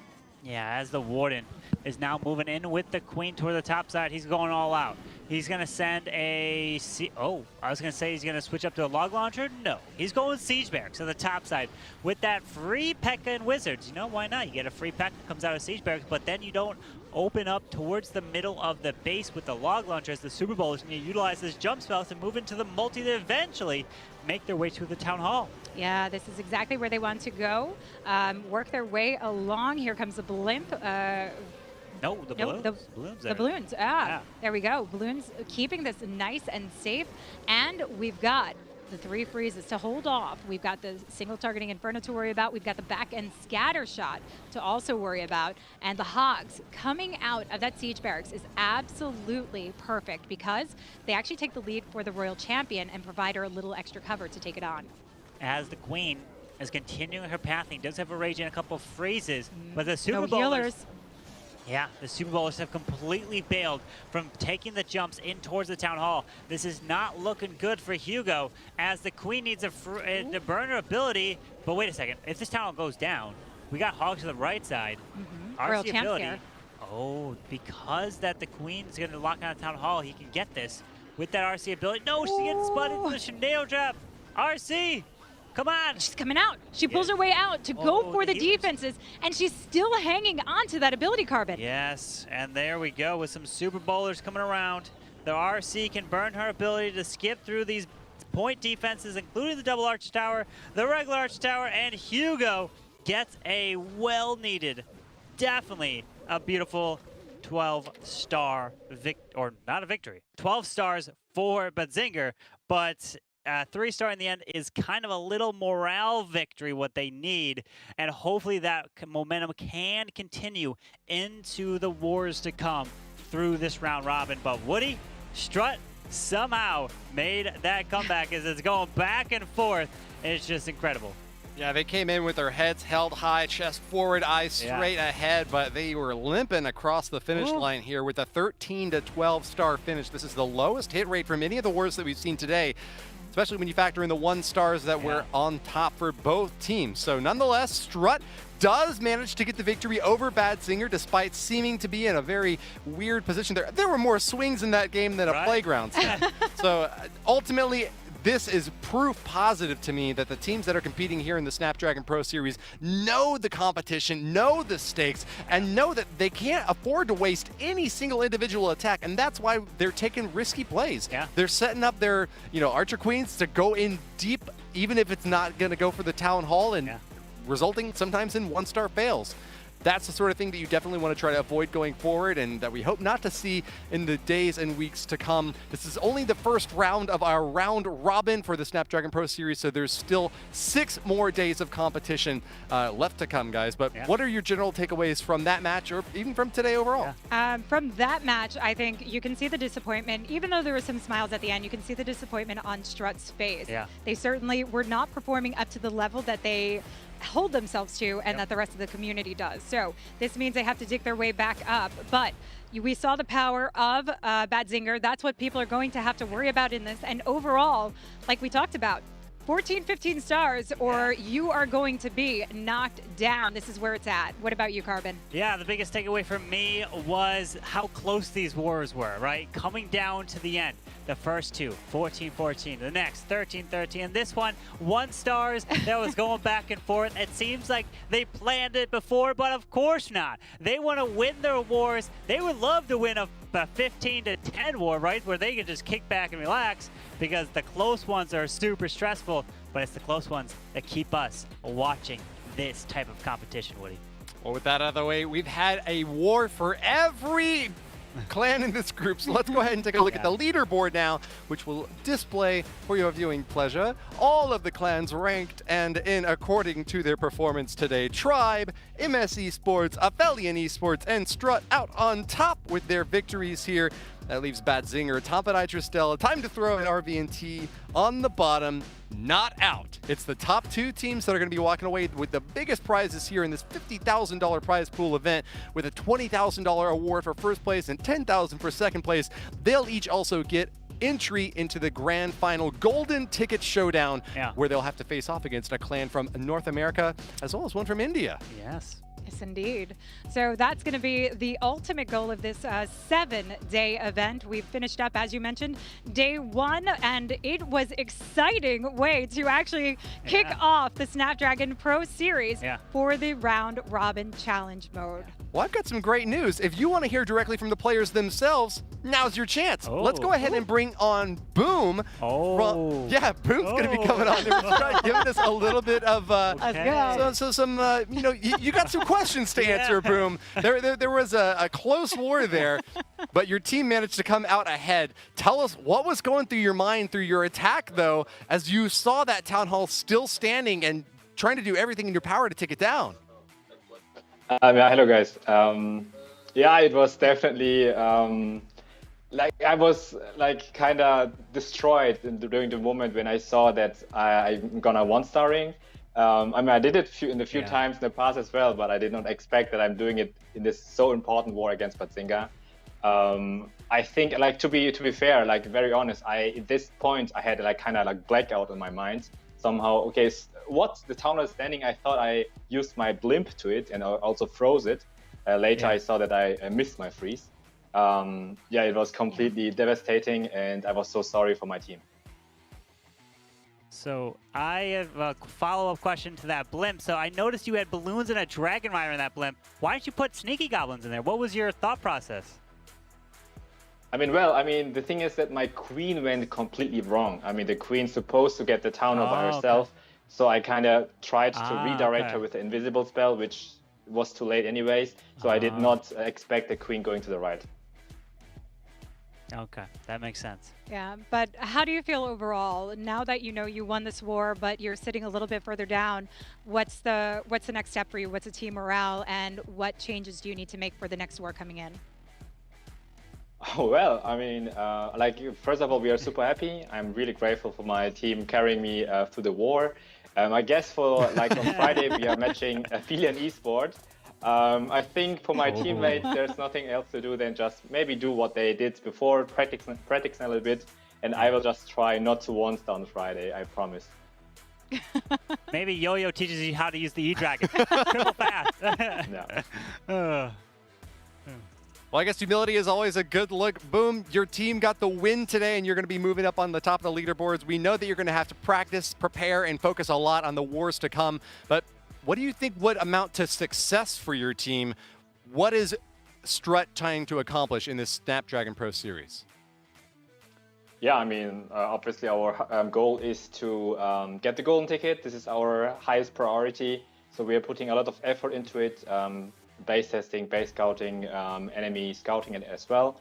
At the same time, we also want not only the golden ticket, but obviously if you want to get it, then we get it at the same time. But we want to fly over Katowice to Poland because the top 2 teams from Europe will be invited there. We want to meet as a team finally after playing 2 or 3 years all together and meet each other. That's our highest goal. And I think the biggest challenge would be keep the pressure high and not one-starring like me. I think that's it. Well, hopefully you got the nerves out of your system with that 1 star in this first matchup.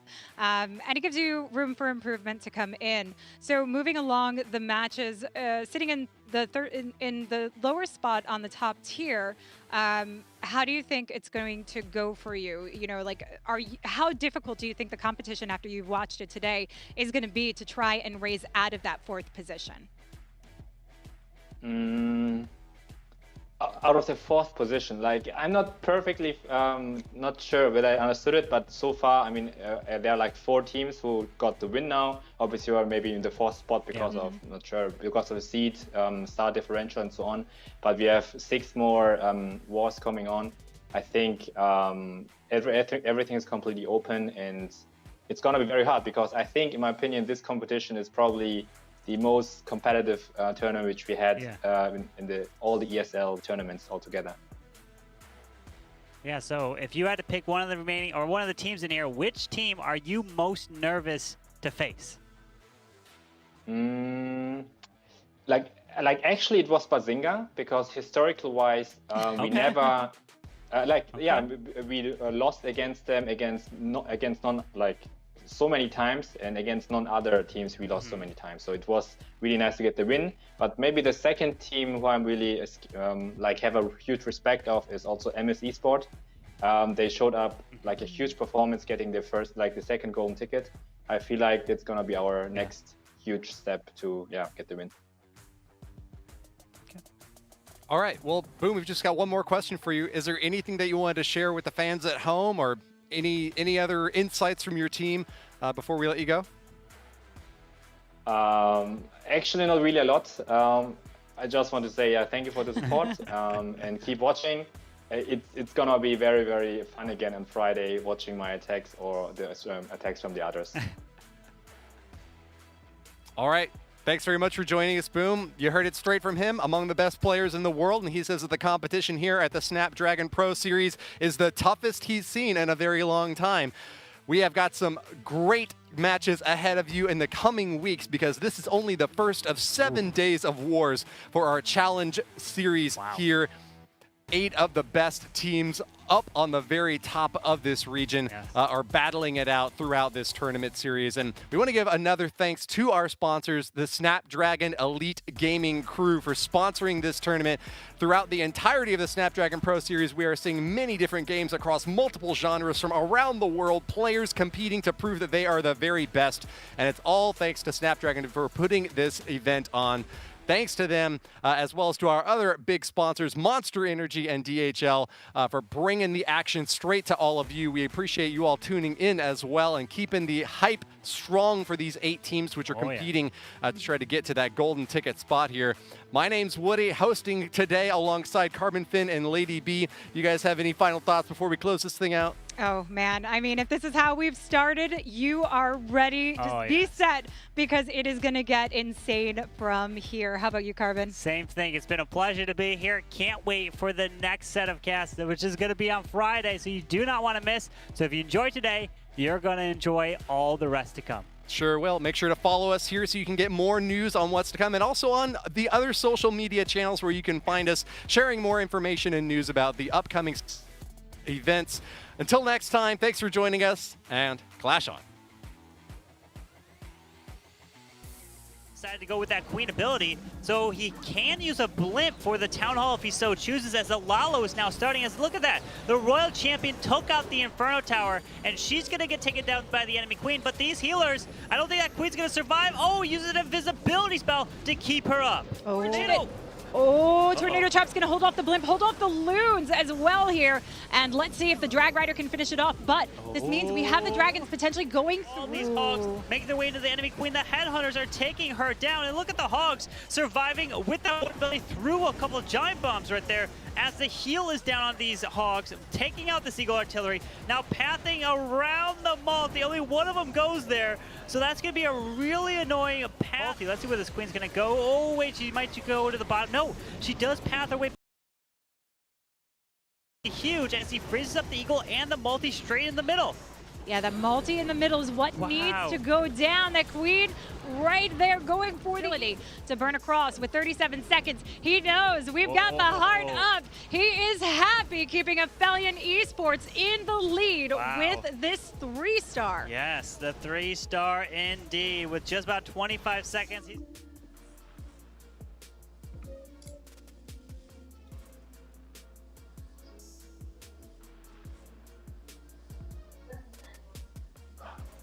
Nice, let's go. To use the Yeti blimp to actually shape up the funnel for the Queen, use of the King to funnel that Queen in further, and getting the insane value out of the Royal Champion to lead. Decided to go with that Queen ability, so he can use a blimp for the Town Hall if he so chooses, as the Lalo is now starting. As look at that, the Royal Champion took out the Inferno Tower, and she's gonna get taken down by the enemy Queen, but these healers, I don't think that Queen's gonna survive. Oh, uses an invisibility spell to keep her up. Oh, Tornado Trap's gonna hold off the blimp, hold off the loons as well here. And let's see if the Drag Rider can finish it off. But this means we have the Dragons potentially going through. All these Hogs making their way to the enemy Queen. The Headhunters are taking her down. And look at the Hogs surviving with that one belly through a couple of giant bombs right there. As the heal is down on these Hogs, taking out the Seagull Artillery. Now pathing around the multi. Only one of them goes there. So that's going to be a really annoying path. Let's see where this Queen's going to go. Oh, wait, she might go to the bottom. No, she does path her way back to that sweeper, which is going to be huge as he freezes up the Eagle and the multi straight in the middle.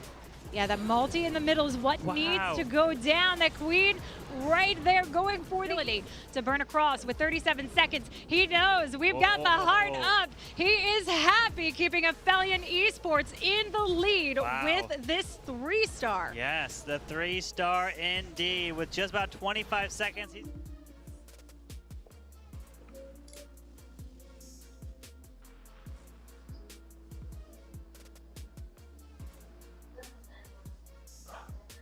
Nice, let's go.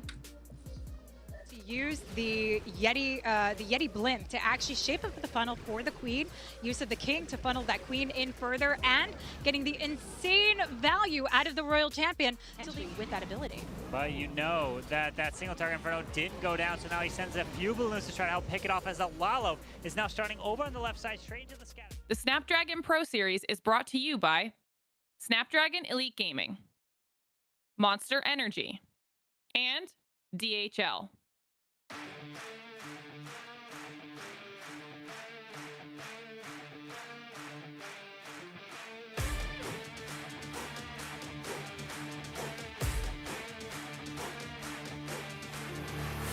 Look at my shine with the blow. This is my time with it though. This is my time to be way at the top. Me and my guys gon' pay out the block. I don't look like wall. Time's right, and I know they see us walking in the limelight. Promise you gon' wanna watch like a sci-fi. My guys are high risers, high tide. My crown if you come to my side. I pledge allegiance for lifetime. My squad connected like Wi-Fi. We grind and you see the highlights. This my life.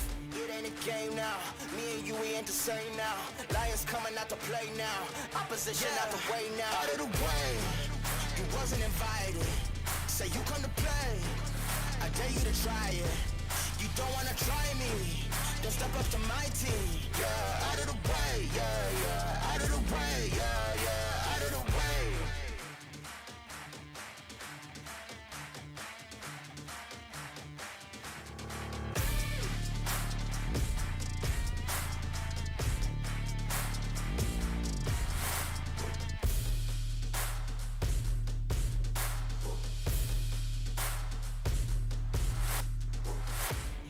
Game now, me and you, we ain't the same now.